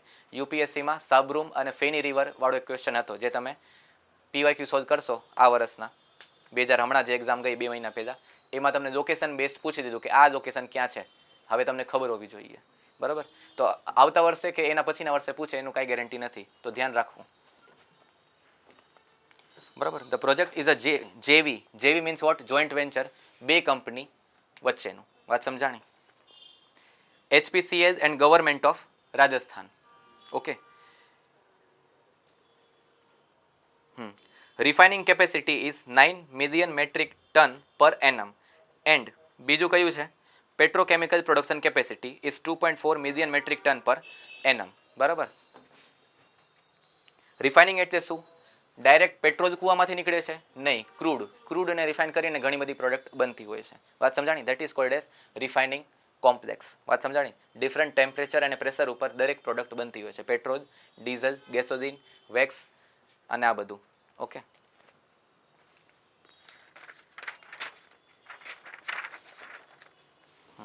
India unveils first Made in India EXIM shipping container. Why? Because જે shipping container છે, મોટા મોટા જે કન્ટેનર પડ્યા હોય for the export and import both, ખાલી આપણે એક્સપોર્ટ પણ નથી કરતા, ઇમ્પોર્ટ પણ કરીએ છીએ. એમાં ઇન્ડિયાની ભાગીદારી હજી પણ કેવી છે? બહુ ઓછી. બરાબર? 1% કરતાં પણ ઓછી. તો એમાં મોટા મોટા કન્ટેનર્સ બનાવવાનું પણ આપણે હવે ચાલુ કર્યું છે, so that we can reduce our dependence on another country. Why? Because એનું કોસ્ટ, બીજું કોમર્શિયલ અને ઇન્સ્યોરન્સ કોસ્ટ, પછી એનું જે ટાઈમ લાઈન જે હોય છે, આટલા દિવસમાં પાછું દેવાનું, એ ઘણું બધું હોય છે. જેથી કરીને પોતાના જ કન્ટ્રીનું જે ઇન્ડિજિનિયસ પ્રોડક્શન હશે તો આપણી કોસ્ટ કેવી થઈ જશે, વધારે પડતી ઓછી. વાત સમજાણી? India Navy's first Exim grade shipping container on 3rd July at the Maersk Concor Inland Container. Maersk Concor તમે નોર્મલી નહીં જોતા હો સિટીમાં રહેતા હોય તો, પણ જે તમે રેલવે સ્ટેશને જાઓ અને ક્યાંય તમે જતા હોય તો તમે માલગાડી જોઈ હોય તો મોટા મોટા કન્ટેનર હોય અને બ્લુ કલરમાં લખેલું હોય મેરસ્ક MERSK અને કોનકોર. આ બધી શું છે? Shipping container companies. આ બધું ઇનલેન્ડ કન્ટ્રીમાંથી માલ ઉપાડે અને શું કરે? C through export. વાત સમજાણી? Okay. Shipping containers are standardized metal boxes designed for intermodal transport and common sizes and are measured in the 20-foot equivalent unit TEU. Intermodal transport. કારણ કે ઇનલેન્ડ કન્ટ્રીમાંથી ઉપાડે છે. સપોઝ આગ્રામાંથી એને ઘણા બધા શૂઝ પેક કરીને એમાં નાખ્યા, બરાબર? એ ક્યાં જશે? કંડલા કાચો JNPT, બરાબર? એને લોડિંગ ક્યાં કરશે? લાર્જ કન્ટેનર કાર્ગો શિપમાં, બરાબર? જ્યાં પહોંચાડવાનું છે ત્યાં પહોંચી જશે, પાછું એને અનલોડ ક્યાં કરશે? રેલવે કાં તો બીજા કોઈ ડોકિંગમાં, બરાબર? એટલે શું છે? એક જગ્યાથી બીજી જગ્યાએ એને આમથી આમ કરવાનું છે. તો ઇન્ટરમોડલ કનેક્ટિવિટી ટ્રાન્સપોર્ટ માટેને તૈયાર કરવામાં આવ્યું છે. એવું નહીં કે ખાલી રેલવેમાં જ ચાલે અને એવું નહીં કે ખાલી કાર્ગોમાં જ ચાલે, બરાબર? ઇન્ટરમોડલ હોવું જોઈએ.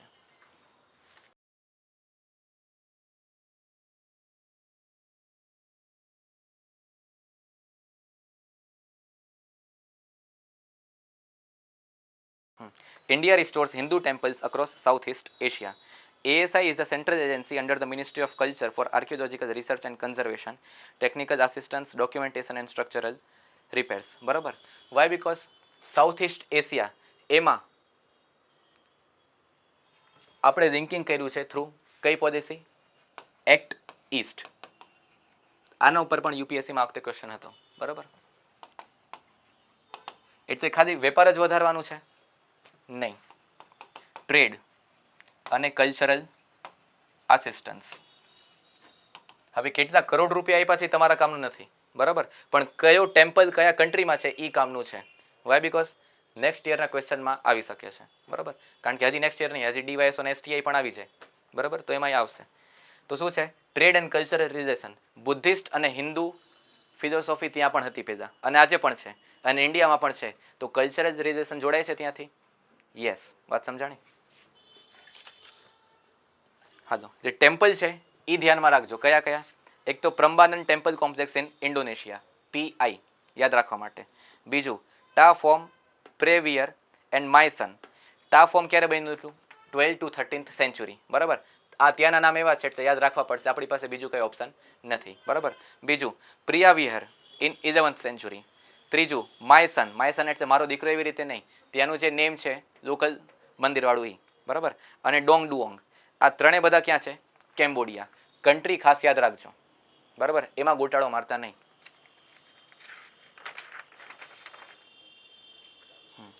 ASI stands for Archaeological Survey of India, function under the Ministry of Culture. બેઠે બેઠું તમને પૂછી દેશે કે ASI function under the Ministry of Earth Science. True or false? તો શું આવશે? ફોલ્સ, બરાબર? કારણ કે આર્કિયોલોજીકલ છે એટલે દરેક વસ્તુ સાયન્ટિફિકલી ગોતીને મિનિસ્ટ્રી ઓફ અર્થ એન્ડ સાયન્સને મોકલવાનું એવું નહીં. મિનિસ્ટ્રી ઓફ આર્ટ એન્ડ કલ્ચરમાં હોય છે. સમજાણી વાત? એટલે કયું સ્ટેચ્યુટરી બોડી કયા મિનિસ્ટ્રીની અંદર આવે છે એ ધ્યાન રાખજો. Okay. Armed forces review higher Agniveer retention. 18 વર્ષે તમે આર્મીમાં આવો, બરાબર? અને 22 વર્ષે તમે રિટાયર. પણ તમને 22 વર્ષે રિટાયર થાય છે એટલે સારો એવો ફંડ પણ તમને દેવામાં આવે છે, બરાબર? Retirement fund. પછી જો તમારે કન્ટિન્યુ કરવું હોય તો સરકારે એમ કીધું છે કે જે પરમાનન્ટ આર્મ્ડ ફોર્સિસ છે, અગ્નિવીરવાળું નહીં, તો એ પરમાનન્ટ આર્મ્ડ ફોર્સિસમાં 25% ક્યાંમાંથી દેવાનું? અગ્નિવીરમાંથી. હવે 25%થી સરકાર ક્યાં વધારવાનું વિચારી રહી છે? 50, બરાબર? શેમાં? નેવીમાં. અને એરફોર્સ અને આર્મી, લેન્ડ આર્મી, એમાં કેટલું વિચારી રહી છે? 75%. બાકીના 25% ગવર્મેન્ટ એ કોઈ કંપની હોય કાં તો બીજી ગવર્મેન્ટ એક્રેડિટેડ કે એફિલિએટેડ કંપની હોય એમાં પણ લાગી શકે છે. Why? Because 4 years in army increase your intellectuality, બરાબર? વાત સમજાણી? તમે બહુ એક સારા પોઝિશન ઉપર થઈ જાઓ. સમજાય છે? ઓકે. એટલે અગ્નિવીર શું છે? 18 વર્ષે જ તમે આર્મીમાં આવી જાઓ. વાય બિકોઝ યંગ બ્લડ છો તમે. અને ક્યારે રિટાયર થઈ જશો 4 વર્ષ પછી? 18 + 4 22. If you want to retire and go in the another x sector, yes. અને તમને રિટાયરમેન્ટ ફંડ પણ મળશે. એટલે 1-2 લાખ રૂપિયા નહીં, આરામથી 35 લાખ ઓફ ભંડોળ બધાને મળે છે. 35 લાખ 22 વર્ષે, બરાબર. હે કરે છે ને, 25% અત્યારે જાય જ છે. સરકાર ક્યાં વિચારી રહી છે? 50% સુધી. અને શું કહેવાય, એરફોર્સ અને આર્મીમાં ક્યાં સુધી વિચારી રહી છે? 75% સુધી. એટલે બીજે જવું ન પડે, બધાને કન્ટિન્યુટી મળે, બરાબર. અહીંથીમાં પછી થવું એ નોકરી તો મળી જ જાય, પણ એક તમારી સ્ટેબિલિટી કેવી થઈ જાય? ઓછી અમુક ટાઈમ માટે. Okay. OPEC approves 1,88,000 billions per day oil output hike, બરાબર. વાય બિકોઝ ઓઇલના ભાવ જે છે એ કેવા થઈ ગયા છે? બહુ વધી ગયા હતા. અત્યારે પાછા કંટ્રોલમાં આવી ગયા છે, પણ 2 દિવસ પહેલાં જે સીઝ ફાયર થયું તો તૂટી ગયું યુએસ અને ઈરાન વચ્ચે. તો પાછું ભાવ કેવો થઈ ગયો ક્રૂડ ઓઇલનો? વધી ગયો. બિફોર ધ વોર કેટલું હતું? 68 બેરલ $1, એ $68 પર બેરલ, બરાબર. જ્યારે યુદ્ધ પીક ઉપર હતું ત્યાં કેટલું થઈ ગયું હતું? કેટલું? 124. વાત સમજાણી? અને એક ટાઈમ આવ્યું હતું જ્યારે 132 પણ થઈ ગયું હતું. એટલે 150 સુધી પહોંચવાનું હતું. જો આટલું પહોંચી જાય તો નોર્મલ પેટ્રોલ ડીઝલ કેવું થઈ જાય આપણે ત્યાં? બહુ વધી જાય. એના કારણે ટ્રાન્સપોર્ટેશન કોસ્ટ અને ફાઇનલ પ્રોડક્ટ જે તમને મળતું હોય, કરિયાણું કે તમે કપડાં લેવા જાઓ, તો એ બધું બનીને આવતું હોય તો હવામાં તોડીને આવે નહીં, ક્યાંથી ટ્રાન્સપોર્ટ થતું હોય, ટ્રક ને એ બધામાંથી. તો ટ્રાન્સપોર્ટેશન કોસ્ટ મોંઘી થાય તો ફાઇનલ પ્રોડક્ટ કેવી થાય? મોંઘી. વાત સમજાણી? તો એના કારણે બહુ મોંઘું થઈ ગયું હતું. જેમ સીઝ ફાયર થયું તો આપણે ક્યાં પહોંચી ગયા? પાછા 72. આના કરતાં 4 જ વધારે. પણ પાછું યુદ્ધ થયું તો કેવું થઈ ગયું? વધી ગયું 2 દિવસ પહેલાં, બરાબર. તો જેટલી જે ઓપેક કન્ટ્રીઝ છે, ઓઇલ પ્રોડ્યુસિંગ ઇકોનોમિક, બરાબર, એ બધાએ શું કર્યું કે આપણું પ્રોડક્શન વધારીએ, જેથી કરીને ઓઇલ પ્રાઇસમાં શું થાય? સ્ટેબિલિટી આવે. વાત સમજાણી? યસ ઓર નો? અને હમણાં એક કન્ટ્રી નીકળી ગયું હતું ઓપેકમાંથી. કહી શકશે કોઈ? જે ત્યાં આપણે જવાનું બહુ વિચારતા હોય, ત્યાં ફરવા જઈએ. UAE. એટલે શું? દુબઈ કન્ટ્રી છે કે UAE કન્ટ્રી છે? UAE કન્ટ્રી છે, બરાબર. વાત સમજાણી? તો UAEમાંથી નીકળી ગયું હતું. વાય બિકોઝ તમે ઓપેકમાં ને તમારો કોટા ફિક્સ હોય કે તમારે આટલું પ્રોડક્શન કરવાનું, તમારે આટલું પ્રોડક્શન કરવાનું. ઓપેકમાંથી નીકળી જાય એટલે પછી શું? તમારે જેટલું કરવું હોય એ કરો. ઇન્ડિયાને વધારે ફાયદો છે. વાય બિકોઝ આપણી ડિમાન્ડ ગમે તેટલી વધે, UAE પોતાનું પ્રોડક્શન વધારીને મૂકી શકશે. વાય બિકોઝ દુબઈથી કંડલા અને દુબઈથી મુંબઈ કેવું છે? બહુ નજીક. વાત સમજાણી? ઈરાક અને રશિયાથી આવે એના કરતાં દુબઈથી બહુ નજીકથી આવી જાય. કેટલા દિવસમાં આવી જાય? 15 દિવસમાં. વાત સમજાણી? એટલે બહુ આરામથી પ્રોસેસ થઈ જાય. પણ જો ઓપેકમાં હોય તો એનું પ્રોડક્શન કેપેસિટી કેવી હોય? લિમિટેડ. તમારે આટલું જ કરવાનું છે. વાત સમજાણી? યુએ નીકળી ગયું, પ્રોફિટ છે એને, બટ ઓઇલ માર્કેટ પ્રાઇસ જે છે એ ડિસ્ટેબલ થઈ શકે છે. વાય બિકોઝ જો બહુ પ્રોડક્શન વધી ગયું તો પ્રાઇસ કેવી થઈ જશે? ઘટી જશે. એટલે સૌથી વધારે આનાથી કોણ ચીડાયેલું હોય? જેને ડેમોક્રેસી ખતરામાં દેખાતો દરેક જગ્યાએ? કોણ? US, બરાબર. વાત સમજાણી? પણ એને ફાયદો છે આ બાબતે, એટલે એને વિરોધ ન કર્યો. વાય બિકોઝ આરામથી ત્યાંથી તેલ મંગાવી શકશે. ઓકે. USA પાસે પોતાનું ભંડોરણ બહુ સારું એવું છે, પણ એ શું કરે? બહુ સસ્તા ભાવે ત્યાંથી લઈ આવે. અને ત્યાંનું ફ્યુલ કેવું છે? મિડલ ઇસ્ટનું ક્રૂડ ઓઇલ સ્વીટ. સ્વીટ એટલે શું? ચાખો તો મિષ્ટાન જેવું લાગે? નહીં. એમાં sweet crude fuel, sweet crude એટલે શું? સલ્ફર કન્ટેન્ટ કે સલ્ફરનું પ્રમાણ કેવું છે? બહુ ઓછું. એ જ વેનેઝુએલા પાસે કેવું છે? 700 વર્ષ સુધી ચાલે એટલું ક્રૂડ છે, બટ એમાં સલ્ફર કન્ટેન્ટ કેવું છે? બહુ હાઈ, બરાબર. તો એને પ્યોરિફાય કરો પહેલાં, એટલે પાછી કોસ્ટ કેવું થઈ જાય? પ્રોડક્શન કોસ્ટ વધી જાય. એટલે સરકાર પહેલાં તો શું જોઈએ? પ્રજાનું ઇકોનોમિક એફિશિયન્સી કેટલી હશે એ જોવું પડે. વાત સમજાણી? કારણ કે ફાઇનલી 5 વર્ષ પછી ક્યાં જવાનું છે? વોટ માંગવા. વાત સમજાણી? સલ્ફર કન્ટેન્ટથી પછી એને સલ્ફર બારે કાઢવું પડે.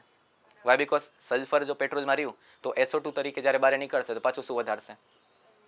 એમિશન્સ. વાત સમજાણી? એટલે ન ચાલે. થોડું ઘણું તો હોય, પણ મિડલ ઇસ્ટનું જે છે, ઈરાક, ઈરાન, દુબઈ ને સાઉદી અરેબિયા, ત્યાં સલ્ફર કન્ટેન્ટ કેવું છે? બહુ ઓછું. વાત સમજાણી?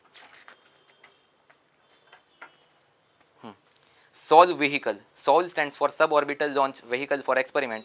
It is designed to carry the crew module to an altitude of 10 to 17 km, after which the module separates and sequence of 10 parachute deploys for the descent before splashdown in the sea. From the Satish Dhawan Space Center, for the Gaganyaan crew module. વાત સમજાણી? 10 થી 17 કિલોમીટરની ઊંચાઈએ જશે. ક્યાં? હવામાં. Gaganyaan mission 2028માં આપણે કરવાના છીએ. ગગન એટલે શું? આકાશ. બરાબર? એટલી ઊંચાઈ જાય અને પછી પેરાશૂટ થ્રુ આપણે નીચે આવવાનું છે. એટલે આપણે 10-17 કિલોમીટર જ જવાનું, ઘણું ઊંચું જવાનું છે. બટ હા, for the experimental purpose you આપણે આ સોલ વ્હીકલ પ્રોગ્રામ ચાલુ કર્યું છે. સોલ એટલે કાંઈ સોલ નથી કરવાનું. સોલનું આખું ફૂલ ફોર્મ છે શું? Sub orbital launch vehicle for the experiment. નામમાં શું છે? એક્સપેરિમેન્ટ. હજી આપણે પ્રયોગ કરી રહ્યા છીએ. વાત સમજાણી? થઈ ગયું ને આપણે જવા લોન્ચ કરી દીધું? નહીં. ક્યાંથી? Satish Dhawan space centre. અને જે મિસાઇલ્સ હોય છે એ આપણે ક્યાંથી કરીએ છીએ? ચાંદીપુર ઇન ઓડિશા. ચાંદીપુરથી શું કામ કરીએ છીએ? કારણ કે પોપ્યુલેશન અહીંયા ચાંદીપુર છે. બરાબર? ઓડિશા. હવે અહીંથી લોન્ચ કરે તો કાંઈ વચ્ચે જમીન કા માણસની વસ્તી આવવાની છે? નહીં. હવે નીચે અહીં કાંઈ નથી. શ્રીલંકા છે એ ક્યાં છે? અહીંયા. એટલે આમ જશે. અહીંયાથી વેરાવળ કે દીવથી કરે તો અહીંયા શું આવશે? લક્ષદ્વીપ. બરાબર? અને જો આજુબાજુ ફંટાય તો અહીંયા સેસેલ્સ પણ છે. એટલે અહીંયા તોય હજી ખતરો છે. પણ આપણે એના ઉપર પણ કામ કરી રહ્યા છે. સમજાણું આ? કે ચાંદીપુરમાંથી આપણે શું કરીએ છીએ? મિસાઇલ્સ અને રોકેટ્સ. અને સતીશ ધવન સ્પેસ સેન્ટરમાંથી આપણે બીજા બધા એક્સપેરિમેન્ટ અને શું કહેવાય લોન્ચ વ્હીકલ આપણે ટેસ્ટ કરતા હોય છે. સમજાય છે? ઓકે. નો સમજાય તરત મને રોકજો. Railway ministers flags off new express train services. Express train. હવે આ તો સાવ સ્ટેટિક ન્યૂઝ છે, પણ હવે મેં નાખી શું કામ છે? કારણ કે હવે જીપીએસસી યુપીએસસીને ઇન્ટરેસ્ટ એમાં છે ગમે તે કોઈ પણ એક લોકેશન તમને પૂછી દે. બરાબર? હવે એવું નથી કે ઇન્ટરનેશનલ પણ હોય. ઇન્ડિયામાં પણ તમને ઘણી બધી એવી લોકેશન હશે કે જે ન ખબર હોય. વાય? બીકોઝ 2400 કલાક સૂતા સૂતા પણ આપણે નકશો લઈને નથી બેસવાના. ઓકે. એટલે ટનકપુર ટુ ધી નાંદેડ, શ્રી હજૂર સાહિબ નાંદેડ. એ શેનું છે? શીખ પિલગ્રીમ સેન્ટર ઇન મહારાષ્ટ્ર. બરાબર? ટનકપુર ક્યાં છે? ઉત્તરાખંડમાં. બરાબર? એટલે હવે તમે સાંભળ્યું હશે અમૃત ભારત એક્સપ્રેસ. લાંબા ગાળાની નોન એસી એકદમ ઇકોનોમિકલી વાયેબલ પેસેન્જર સર્વિસીસ. વાત સમજાણી? એવી બધી ટ્રેન સરકાર લોન્ચ કરવાનું ચાલુ કર્યું છે નોન એસી, જેથી કરીને નોર્મલ પબ્લિક 500-600 રૂપિયામાં લાંબા ગાળાનું ટ્રાવેલ કરી શકે. અને જો કેબ દે તો આરામથી 7-8 હજાર થઈ જાય. એટલે railway services is the best and efficient. બરાબર? Union home minister launches cooperative insurance initiative to establish a cooperative life insurance on 6th July, New Delhi, during 5th Foundation Celebration Ministry of the Cooperation. This initiative is linked to the cooperative insurance distribution and expansion of cooperative institutions in India. Sahakari Insurance Services covered health, life, agriculture, accident insurance on cooperative basis. 2014 પહેલાં, બરાબર? એના પહેલાં insurance coverage ઇન્ડિયામાં કેટલું હતું? 9-10%. Insurance એટલે શું? ખાલી લાઈફ ઇન્સ્યોરન્સ હોવું જોઈએ? નહીં. કોઈ પણ પ્રકારનો ઇન્સ્યોરન્સ હોય તો આપણે સરકાર હવે શું ગણશે? ઇન્સ્યોરન્સ. વાય? બીકોઝ અત્યારે આવું ધોરણ શું કામ નક્કી કરી રાખ્યું છે? કારણ કે આપણી વસ્તી કેટલી છે? અનઓફિશિયલ અત્યારે જોવા જાય તો 148 કરોડ. બરાબર? હવે આવતા વર્ષે જ્યારે સેન્સસનો આંકડો આવશે ત્યારે આપણે પ્રોપર આંકડો મળશે. અત્યારે આપણે શું રાખીએ છીએ? રફલી 148 કરોડ. વાત સમજાણી? અને હજી તમને રાઉન્ડ અબાઉટ કરવો હોય તો 150 કરોડ કરી દેવાય. વાત સમજાણી? પણ 2 કરોડ બહુ સારી એવું વસ્તી વધારી દીધી આપણે. બરાબર? તો 9-10% જ ઇન્સ્યોરન્સ કવરેજ હતું. Either it is animal, either it is life, car or health, XYZ insurance. કોઈ પણ એક હોવું જોઈએ. હવે આપણે ક્યાં પહોંચાડ્યું છે? 67%. બરાબર? And by 2047 government of India શું કર્યું છે? 100% હેલ્થ ઇન્સ્યોરન્સ હોવું જોઈએ. વાય? બીકોઝ પ્રાઇવેટ હોસ્પિટલમાં જાઓ ને તમારા ખર્ચે જાઓ એટલે ખબર પડે 2 દીમાં તમારું બેંક બેલેન્સ કેવું? સાવ ખતમ. બરાબર? હવે એના માટે સરકાર શું છે? ગરીબો માટે સ્કીમ લાવી છે, મા કાર્ડ. બરાબર? આ બધું કેવું છે? ગરીબો માટે. પણ જેમ આપણે છે, આપણે એટલા ગરીબમાં પણ ન આવીએ અને એટલા અમીરમાં પણ ન આવીએ તો આપણે હલવાઈ જઈએ. શું કરવું? એના માટે ઇન્સ્યોરન્સ છે કે વર્ષે એકવાર 10,000 ભરી દો અને લાઈફ ટાઈમ તમને બધી ફેસિલિટીઝ કેવી મળશે? ફ્રી. કોણ આપશે? એ કંપનીવાળા જે તમારો ફંડ મેન્ટેન કરે છે. વાત સમજાણી? તો હવે એના માટે પણ સરકાર હેલ્થ ઇન્સ્યોરન્સ ઉપર વધારે કરે છે, કાર ઉપર કરે છે, એગ્રીકલ્ચર ઉપર કરે છે, બધા ઉપર. વાય? બીકોઝ અત્યારે જે યુથ છે એ આજથી 40 વર્ષ પછી યુથ શેમાં કન્વર્ટ થશે? Old age. વાત સમજાણી? કારણ કે હંમેશ માટે તમે જુવાન રહેવાના છો એવા તો દિવસો છે નહીં આપણા, બરાબર? તો જ્યારે ઓલ્ડ એજ થશે ત્યારે વધારે જરૂર પડે. વાય? બિકોઝ ઓલ્ડ એજમાં જ ધીમે ધીમે આપણા શરીરમાં રોગ ઘર કરે. વાત સમજાણી? તો ત્યાર માટે આ બધું બહુ કામનું. Gujarat built first air-filled rubber dams, constructing its first 2 air-filled rubber dams across Haran River in Chota Udeipur district. બરાબર? છોટા ઉદેપુરની બાજુમાં લખી નાખો. Bifurcated from the અહીંયા છે વડોદરા. બરાબર? છોટા ઉદેપુર પેદા કોનો ભાગ હતો? વડોદરા ડિસ્ટ્રિક્ટ. પછી છૂટું કરી નાખ્યું. And Ambika river in the Tapi district. ક્યાં? સાઉથ ગુજરાત. આપણે જે હમણાં જાટ પ્રદેશ તરીકે ડિસ્કસ કર્યું એ ત્યાં આવે છે. બરાબર? Two projects use South Korean technology and are designed for the water storage, irrigation and flood management.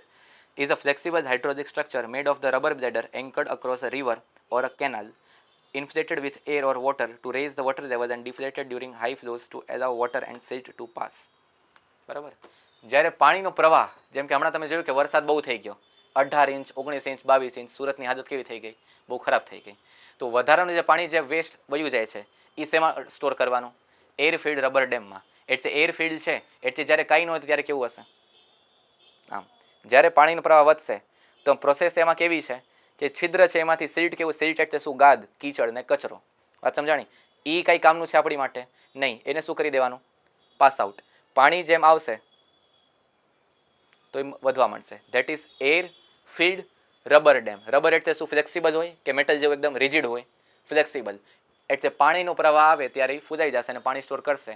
And at the time of the summer એ જ પાણી એમાંથી છોડશું. મોટા મોટા જમીનને ડૂબાડીને, લોકોને ખસેડીને, રિહેબિલિટેશન પ્રોગ્રામ કરીને અને આટલો બધો કકડાટ થાય એના કરતાં 2 મોટા રબર ડેમ બનાવી દો. એમાં આરામથી પાણી સ્ટોર થઈ જાય અને જરૂર પડે ત્યારે એમાંથી આપણે લઈ શકીએ. કારણ કે ડેમ બનાવવું કંઈ નાની મોટી વાત છે નહીં. પહેલાં તો જમીન ખાલી કરાવવી પડે, જમીન ડૂબાડવી પડે, એના કારણે બીજા ઘણા બધા ખર્ચા આવે અને જે નીકળે એને બીજે ઘર પ્રોવાઈડ કરાવવું પડે. Okay. Both dams are used specially engineered rubber bladder imported from the South Korea. કન્ટ્રીને અંડરલાઇન કરી દેજો કારણ કે તમને કન્ટ્રી ઓફ ઓરિજિન આનું પૂછી દેશે કે ટેકનોલોજી ક્યાંથી આવી છે. તમને નાખી દેશે કે જાપાન અને તમે વિચારશો કે જાપાન ટેકનોલોજીમાં આગળ એટલે એ જ હશે. બરાબર? પણ સાઉથ કોરિયા પણ છે. The bladder is between 18 mm to 32 mm thick, built to withstand temperature above 50 degrees Celsius. Geography વિચારીને કર્યું છે. વાય? બિકોઝ ઉત્તર અને મધ્ય ગુજરાત આરામથી ટેમ્પરેચર કેવું થઈ જાય ઉનાળામાં? 43-44 ડિગ્રી. અને જેમ ગ્લોબલ વોર્મિંગ વધી રહી છે એમ આરામથી આવતા 20-25 વર્ષમાં 50 અડી જાય તો કંઈ નવાઈની વાત નથી. વાત સમજાણી? નો થાય વધારે સારું, પણ ધીસ ઇઝ નેચર. તો આવા વાતાવરણ અને ટેમ્પરેચરને સહન કરવા માટે આપણે બધી ટેકનોલોજી વિચારીને આવ્યા છે. વાય? બિકોઝ રબર કેવું હોય છે આફ્ટર ઓલ? જેમ ગરમી પડે એમ ઓગળવાનું ચાલુ થાય. વાત સમજાણી? એટલે આ એવું રબર નહીં હોય ચેક રબર જેવું આપણે ભૂસી અને પછી બહુ પવન લાગ્યો કે ગરમી લાગી તો ઓગળી ગયો, એવું ન હોય. High grade rubber is there. Okay.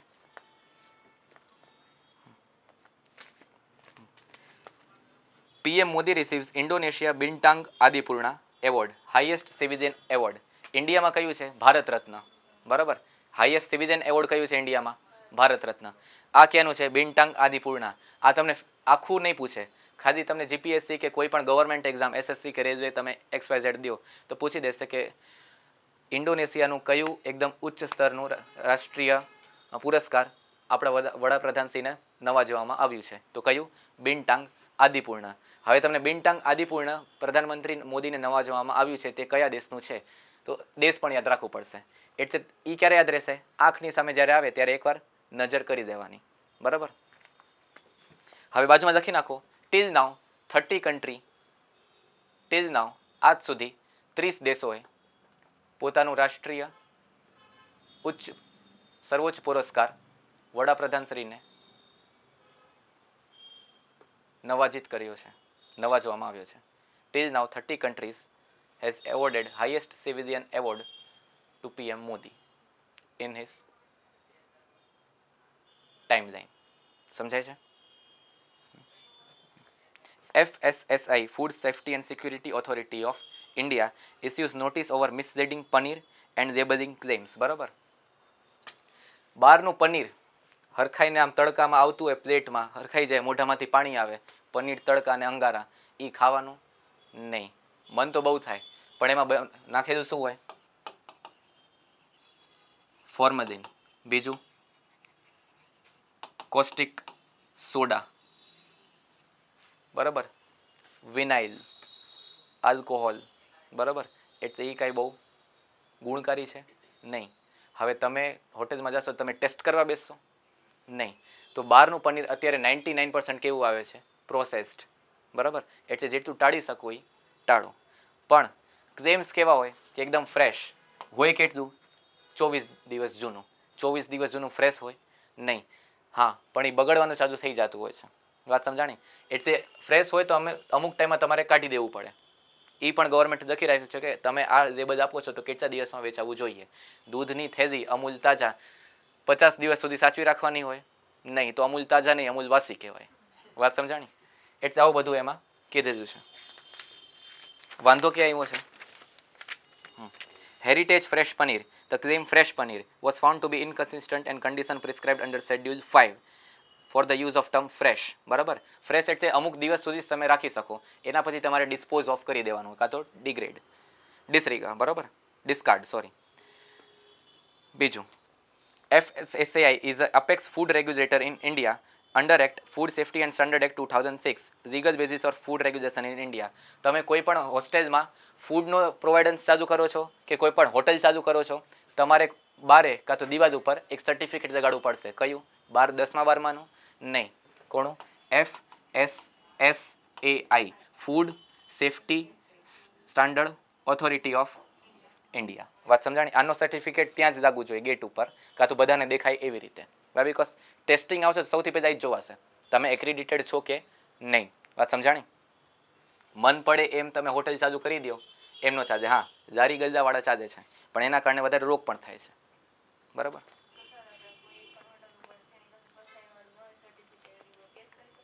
હા, થાય જ, કારણ કે તમે પરમિશન વગર કઈ રીતે? ના, એ પરમિશન તો જોશે ગવર્મેન્ટ પાસેથી, એના વગર કાંઈ ચાલશે નહીં. બરાબર. હાલો. Tribex digital platform for the tribal knowledge to preserve, promote and disseminate Indian tribal arts, languages, culture, traditional knowledge through digital learning process. બરાબર. Under the UGC for the tribal courses on paintings, handicraft and musical instrument through the 500 multimedia resources and 10,000 items. An MOU was signed between Ministry of Tribal Affairs and Sampurna Sanskrit University of the Varanasi for the development of UGC recognized postgraduate diploma courses. બરાબર. Tribal culture, knowledge અને language, handicraft અને art and culture, આ બધું main stream મીડિયામાં વધારવા માટે. Y because tribal culture તમે પણ જાજુ કાંઈ જોઈ શકો છો નહીં. ટ્રાઇબલ પ્રોડક્ટ તમે કાંઈ યુઝ કરી શકો છો નહીં. વાય બિકોઝ એને એટલું માર્કેટ મળતું જ નથી. તો એને મેઇન સ્ટ્રીમ મીડિયામાં આવવા મળે અને એની નોલેજ પણ ફેલાય. તો એના માટે શું બનાવ્યું છે? ટ્રાઇબેક્સ ડિજિટલ પ્લેટફોર્મ, જેથી કરીને બધા મેઇન સ્ટ્રીમ મીડિયામાં આવે અને એ બધા પણ પોતાનું એક્સપાન્શન કરી શકે. વાત સમજાણી? હાલો. Natural History Museum in Aizawl becomes India's 21st repository. આઇઝવાલ કોનું કેપિટલ છે? મિઝોરમનું. વાત સમજાણી? જેટલા પણ સ્પીસીસ તમને ખબર પડે અને પેદાના બની ગયા છે, જે લેખિત છે, એ બધાનું એમાં સ્ટોરેજ કરવાનું હોય છે. ક્યાં? Natural history museum for the botany. વાત સમજાણી? That keeps biological material in safe custody to also serve as a legal registry for biological resources used in research and commercial activity. Research and commercial કાંઈ પણ ક્યાંય જરૂર પડે ને production કરવા માટે તો ક્યાંથી દેવાનું? National history repository of universities. વાત સમજાણી? તો 21મી ક્યાં બની છે? Aizawl, capital of Mizoram. બરાબર. Delhi launches 70 lakh plantation tree plantation drive. Why because જે રીચ એરિયા છે, રીચ એરિયા એટલે શું? પાલનપુરથી ચાલુ થાય છે અને દિલ્હી સુધી જાય છે. કઈ રેન્જ? અરાવલી. તો અરાવલીમાં જ્યાં પતે છે એ એરિયાને શું કહેવાય છે? રીજ. વાત સમજાણી? This is the green area કાં તો લંગ્સ ઓફ દિલ્હી. તો ત્યાં કેટલું વધારવાનું છે? હજી 70 લાખ ઝાડવા. વાત સમજાણી? To increase the air quality of Delhi. Why because ત્યાં નોર્મલ દિવસોમાં એર ક્વોલિટી કેવું હોય છે? 100થી ઉપર જ. વાત સમજાણી? તો જેટલું ટ્રીઝ એટલું વધારે કેવું? હવા કેવી? ચોખ્ખી. વાત સમજાણી? કારણ કે કોન્સ્ટન્ટ વરસાદ કરીને હવા ચોખ્ખી રાખો તો પ્રોસેસ કેવી થઈ જાય? મોંઘી. વાત સમજાણી? 4 state science Narmada project payment packed. 4 states કયા કયા? એક તો જે આપણે યુઝ કરીએ છીએ સૌથી વધારે, કોણ? જેનું પાણી તમે પીવો છો, એટલે કયું સ્ટેટ આવશે પહેલાં તો? ગુજરાત. આવે છે ક્યાંથી? એમપીથી. વચ્ચે ક્યાંથી ડાયસેક્ટ કરે છે? મહારાષ્ટ્ર. અને સૌથી આઘો જે છે દૂરનું કયું? રાજસ્થાન. બરાબર. આનું ફંડ એલોકેશન કે કોણે કેટલા પૈસા મળશે, વાત સમજાણી? રિહેબિલિટેશન સ્કીમમાં અને પછી જે કન્સ્ટ્રક્શન જે છે કોણે કેટલા પૈસા આપ્યા હતા અને રિહેબિલિટેશન માટે પેલા રાજ્ય સરકારે કર્યું ને રાજ્ય પછી કેન્દ્રને જે ભંડોળ મળવાનું છે એના વચ્ચેનું જે શું કહેવાય પેક્ટ જે છે એ હવે સાઇન થઈ ગયું છે અંડર ધ હોમ મિનિસ્ટ્રી. વાત સમજાણી? This 4 are beneficiary states. નર્મદાનું ઉદ્ગમ ક્યાં છે? છત્તીસગઢ એમપીની બોર્ડર. કયો ડિસ્ટ્રિક્ટ? અનુપપુર. બરાબર. આ સ્ટેટિક નોલેજ છે, યાદ રાખતા જાજો, કે લખવું હોય તો લખી દેજો. બરાબર. The Narmada Water Dispute Tribunal was constituted under the Interstate Water Dispute Act 1956 to adjudicate disputes over the Narmada river system. The tribunal award covered water allocation, project construction and related obligation under the basin states. Basin states એટલે શું? જે નર્મદામાં બીજી નદી મળી પણ રહી છે, બરાબર, એ પણ એમાં કાઉન્ટ થશે. અને એ જે એરિયા કાઉન્ટ થાય છે એ શું કહેવાય? બેસિન. અને બેસિન ક્યાં હોય છે? સ્ટેટ્સમાં. તો જેટલા એરિયામાં એની ટ્રિબ્યુટરી અને પોતે જે મેઇન નદી છે એને શું કહેવાશે? Basin states. વાત સમજાણી કે નહીં? ઓકે. અને બેસિન એરિયા એટલે શું? જે ભૂભાગને સિંચિત કરે છે. Okay. India energy storage requirement may reach 888 gigawatt બાય 2035-36. બરાબર. અને અત્યારે કેટલી છે? જરૂર છે 888ની અને અત્યારે કેટલું છે? ખાલી 1. વિચારો કેટલી વધારવાની છે? 888 છે જરૂર અને અત્યારે છે 1. બરાબર. ટાઈમ કેટલો છે આપણી પાસે? હજી 10 વર્ષ. વાય? બીકોઝ જે ઓવર પ્રોડક્શન જે છે of the solar during the day time in the summer month એ કેવું થઈ જાય છે? વધારે પડતું વેસ્ટ. તો એ વેસ્ટ જે જાય છે એને સ્ટોર કરવા માટે શું કરવાનું છે? બેટરીઝ. નોર્મલ બેટરીઝ નાખી દો એમાં થઈ જશે? નહીં. Battery energy storage system of the lithium ion batteries. વાત સમજાણી? જે ઓવર પ્રોડક્શન છે એ આમાં સ્ટોર કરો અને પછી જ્યારે રાત્રે સોલાર પેનલનું ટાઈમ પતી જાય એમાંથી જે વધારાની સ્ટોરેજ બેટરી આપણે જે સ્ટોર કર્યું હતું એ કાઢીને આપણે ક્યાં નાખવાનું છે? મેઇન નેશનલ ગ્રીડમાં. જેથી કરીને રાત્રે પણ કોઈનું યુઝ કેવું થઈ જાય? ઓછો. વાત સમજાણી કે નહીં? કારણ કે હાઇડ્રો પાવર ઉનાળામાં પાણી ઘટી જાય તો પછી હાઇડ્રો પ્રોડક્શન પણ કેવું થઈ જાય? ઘટી જાય. તો જે ઓવર પ્રોડક્શન જે સોલારનું છે એ આપણે રાત્રે પણ યુઝ કરી શકીએ. That's why we need battery energy storage system. અત્યારે 8 ગીગાવોટનું ઇન્સ્ટોલેશન થઈ ગયું છે. યુઝ નથી, ઇન્સ્ટોલેશન થઈ ગયું છે. ઇન્સ્ટોલ કરતા હોય તરત જ સ્વિચ ચાલુ થઈ જાય એમ નહીં, વાર લાગે. બરાબર. એક કોન્સ્ટન્ટ ચાલુ છે, 8નું ઇન્સ્ટોલેશન થઈ ગયું છે. પહોંચાડવાનું છે 888. Why? Because in next year આ વખતે ફૂલ પીકમાં 271 ગીગાવોટની ડિમાન્ડ થઈ હતી. નેક્સ્ટ યરના આપણે અનુમાન છે કે 300 ગીગાવોટ આપણે ડિમાન્ડ થશે ઉનાળામાં. બરાબર. તો એના માટે જે ઓવર પ્રોડક્શન અને સોલાર ફેસિલિટી કરીએ છીએ તો એ વધારાનું આપણે ક્યાં નાખશું? રાતના યુઝ માટે through the battery energy storage system which use the lithium ion batteries. Okay, સમજાણું? India leads retail and FMCG GCC hub. એફએમસીજી એટલે શું? Fast moving consumer goods. બરાબર. ગ્રોસરીઝ, ક્લોથ્સ, કોસ્મેટિક્સ, આ બધું કેવું છે? એફએમસીજી. કોન્સ્ટન્ટલી અને સૌથી વધારે યુઝ થતું હોય. વાત સમજાણી? Global capability centers are captive units set up by the multinational companies to manage business functions such as technology, analytics, finance, supply chain and customer experience. Why? Because technology upgradation અને પછી analysis. અત્યારે trend શું છે? કયો age group use કરી રહ્યું છે? કેટલું આપણે નવી પ્રોડક્ટ લાવશું ને કોણે આપણે અટ્રેક્ટ કરવાનું છે? બરાબર. That is analysis. પછી સપ્લાય ચેન બનાવવું. કારણ કે ગમે તેમ હું ઓર્ડર કરું ને કોકને બોલાવું દરરોજ એવું ન હોય. ફિક્સ સપ્લાય ચેન હોવી જોઈએ જેથી કરીને મારું કામ કેવું થાય? કોન્સ્ટન્ટ અને સ્ટેબલ. વાત સમજાણી? અને ફાઇનલ રીચ અને પછી કમ્પ્લેન. કારણ કે વસ્તુ પહોંચી જાય તો વધારે પડતું થતું પણ શું હોય છે કે હા પાછું કરો. So that's why complain services should be also there. તો ગ્લોબલ કેપેબિલિટી સેન્ટર તરીકે આપણે અત્યારે લીડ કરી રહ્યા છે.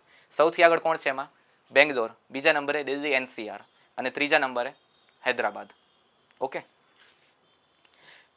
આમાં હાયર સર્વિસીસ જે એજ્યુકેશન છે એઆઈ એમએલ અને રોબોટિક્સ થ્રુ યુઝ કરીને આપણે વધારે સર્વિસ પ્રોવાઈડ કરવાના છીએ નેક્સ્ટ યર આવતાના વર્ષોમાં.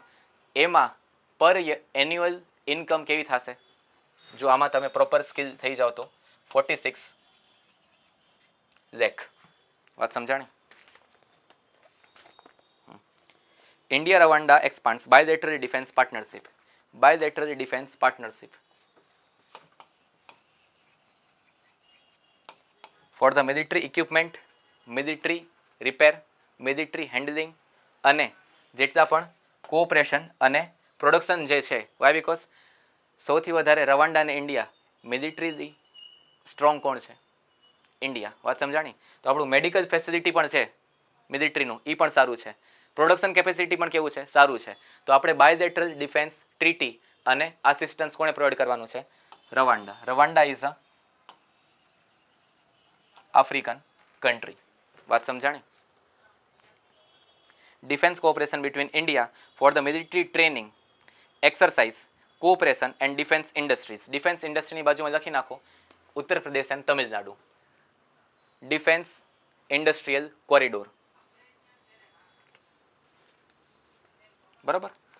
મોટા મોટા જે ડિફેન્સ ઇન્ડસ્ટ્રીયલ કોરિડોર છે, જે એક જ સ્ટેટમાં તમને આખું પ્રોડક્શનથી લઈને સપ્લાય ચેન તમને બધું મળી જાય, ભારત સરકારે 2 જગ્યાએ નાખ્યા છે. ક્યાં? એક તો યુપી ને બીજું તમિલનાડુ. વાત સમજાણી? Yes or no? Okay. PM Setu gets nation wide roll out for the ITI upgrade. ITI એટલે શું? આઈઆઈટી નહીં, અર્થનું અનર્થ થઈ જશે. Institutional training institution. બરાબર. એમાં શું છે કે હા, Pradhanmantri skilling and employability transformation through upgraded ITI. એને શું કરવાનું છે? Upgrade for the better skilling opportunities. Why because ભવિષ્યમાં ઘણા બધા AI, robotics, AC, fridge, repair અને આ બધું જે છે એની ડિમાન્ડ વધવાની છે, કારણ કે એપ્લાયન્સ વધારે યુઝ થવાના છે. તો એમાં 60,000 કરોડ સરકાર નાખે છે. 60,000 કરોડ એટલે શું? 30,000 કરોડ કોણ નાખશે? કેન્દ્ર, 20 રાજ્ય અને 10 પ્રાઇવેટ પ્લેયર્સ. વાત સમજાણી? upgrades 1000 government ITIs provide for the establishment of 5 national centers. National Skilling Training Institute NSTI. બાજુમાં લખો 5 કયા છે જે સરકાર અપગ્રેડ કરે છે? Bhubaneswar, comma Chennai, comma Hyderabad, comma Kanpur and comma Ludhiana. Why? Because to increase the manpower skilling so that they can avail the new opportunities for the any other types of industries. બરાબર. એટલે પ્લમ્બિંગ વાળો ખાલી પ્લમ્બિંગમાં જ ન રહે, બીજી ઇલેક્ટ્રોનિક્સ ઇક્વિપમેન્ટ પણ થઈ જાય, જેથી કરીને એનું સ્કિલિંગ કેપેબિલિટી કેવી થઈ ગઈ? વધી ગઈ. વાત સમજાણી? DRDO test 60 kilometre Pinaka long range guided rocket from the Chandipur, Odisha. બરાબર. વાય? બિકોઝ 60 કિલોમીટર છે એટલે કોના માટે હશે? જે શોર્ટ ડિસ્ટન્સ જે ટાર્ગેટ આપણે કરવાનું હોય છે થ્રુ ધી બોર્ડર, એ કોના માટે છે? આના માટે. કયા? Pinaka. Surface to air missile કઈ છે? Air to air, surface to air કા એર ટુ સરફેસ, એ ધ્યાન રાખજો. બરાબર. આ ક્યાં છે? Surface to air. વાત સમજાણી? કઈ? Pinaka long range guided missiles experimented in Chandipur. કયું સ્ટેટ? ઓડિશા. વાત સમજાણી? It is indigenous multi barrel rocket launcher system. Multi બેરલની બાજુમાં એક ડ્રોઈંગ કરી દેજો, બહુ નાનકડી.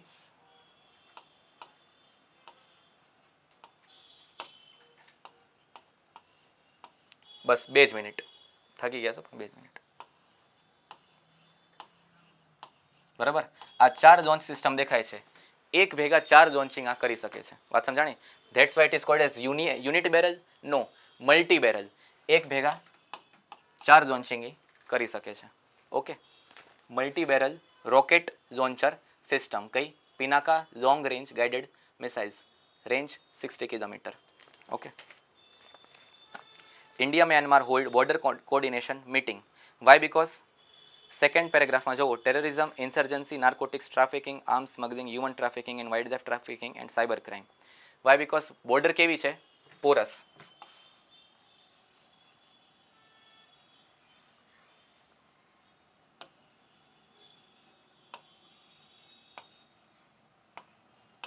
અરુણાચલ, નાગાલેન્ડ, મણિપુર એન્ડ મિઝોરમ.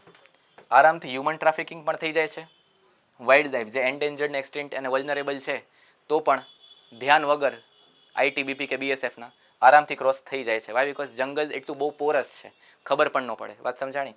બીજું, ઇન્સર્જન્સી અત્યારે ક્યાં ચાલુ છે? મણિપુર કોન્ફ્લિક્ટ, બરાબર. તો આરામથી જે આર્મ સ્મગલિંગ જે થાય છે આમાંથી આમાં આવી જાય છે. વાત સમજાણી? So that's why arm smuggling and insurgent groups જે આવી રહ્યા છે એને પણ કંટ્રોલ કરવાની વાત થઈ છે. તો મ્યાનમારે શું કીધું છે, અહીંયા એક એ બધાનું સ્ટેટ છે કયું, સગાઈંગ, કે અમારો કોઈ પણ પ્રોવિન્સ એન્ટી ઇન્ડિયા યુઝ માટે અમે વાપરવા દેશું નહીં. બીજું, અહીંયા એક ગોલ્ડન ટ્રાયંગલ પણ છે. ગોલ્ડન ટ્રાયંગલ એટલે સોનાનું ટ્રાયંગલ નથી. શું? જેટલા ડ્રગ પ્રોડક્ટ છે, ઓપિયોઇડ્સ, ચરસ, ગાંજો, એ થાઈલેન્ડ, મ્યાનમાર અને લાઓસ આ ત્રણેય જગ્યાએ પ્રોડ્યુસ થાય છે. 3 છે તો શું, ટ્રાયંગલ. તો ગોલ્ડન ટ્રાયંગલ અહીંથી ડાયરેક્ટ ક્યાં આવે છે, નોર્થ ઇસ્ટ. અને અહીંયા ડ્રગ્સ કન્ઝપ્શન કેવું છે, આના કારણે વધતું જાય છે. વાત સમજાણી? એટલે એને રોકવાની પણ આમાં વાત થઈ છે. હાલો, uranium defence and investment deal જે આપણે લેક્ચરના શરૂઆતમાં આપણે કર્યું હતું. Okay. India launches world first weekly insulin Awiqli. તમે કોકને ઇન્જેક્શન દેતા જોયા હશે જેને ડાયાબિટીસ હોય. વાય? બીકોઝ ઇન્સ્યુલિન કેવું છે, sugar consuming substance in our body, બરાબર. ઇન્સ્યુલિન જો પ્રોડક્શન ન હોય તો તમારે આમ ઇન્સ્યુલિન નાખવા પડે. ક્યાંથી? અહીંયા દરરોજ. એ જાતે પછી ટેવ પડી જાય, ખાઓ અને પછી ઇન્સ્યુલિન લઈ જાઓ, બરાબર. પણ એ દરરોજ દેવું પડે, એના કારણે પેન પણ અમુક ટાઈપનું થાય. તો હવે સરકાર શું દઈ આવી, એવિક્યુલી. ઇન્ડિયામાં લોન્ચ થઈ ગયું. India is the 7th country to launch Awiqli. Okay. અઠવાડિયામાં એક વખત, એટલે વર્ષમાં કેટલી વખત, 52 અઠવાડિયા છે તો વર્ષમાં 52 વાર જ લેવાની. But four which type of diabetes, type 2, that is adult. Juvenile જે ડાયાબિટીસ છે 18 વર્ષ નીચેવાળા, એના માટે સરકારે ના પાડી છે. કોના માટે? 18 વર્ષની ઉપરના છે એના માટે. જુવેનાઇલ એટલે શું, બાળપણથી જેનું ઇન્સ્યુલિન પ્રોડક્શન ન હોય એને શું કહેવાય, ઇન્સ્યુલિન ડાયાબિટીસ, બરાબર. સો આજે આપણું અહીંયા કરંટ અફેર્સનું લેક્ચર આપણે સમાપ્ત કરીએ છીએ. જો તમને લેક્ચર ગમે તો please like, share, subscribe and if there is hype button તો પ્લીઝ હાઇપ પણ કરજો. ધન્યવાદ.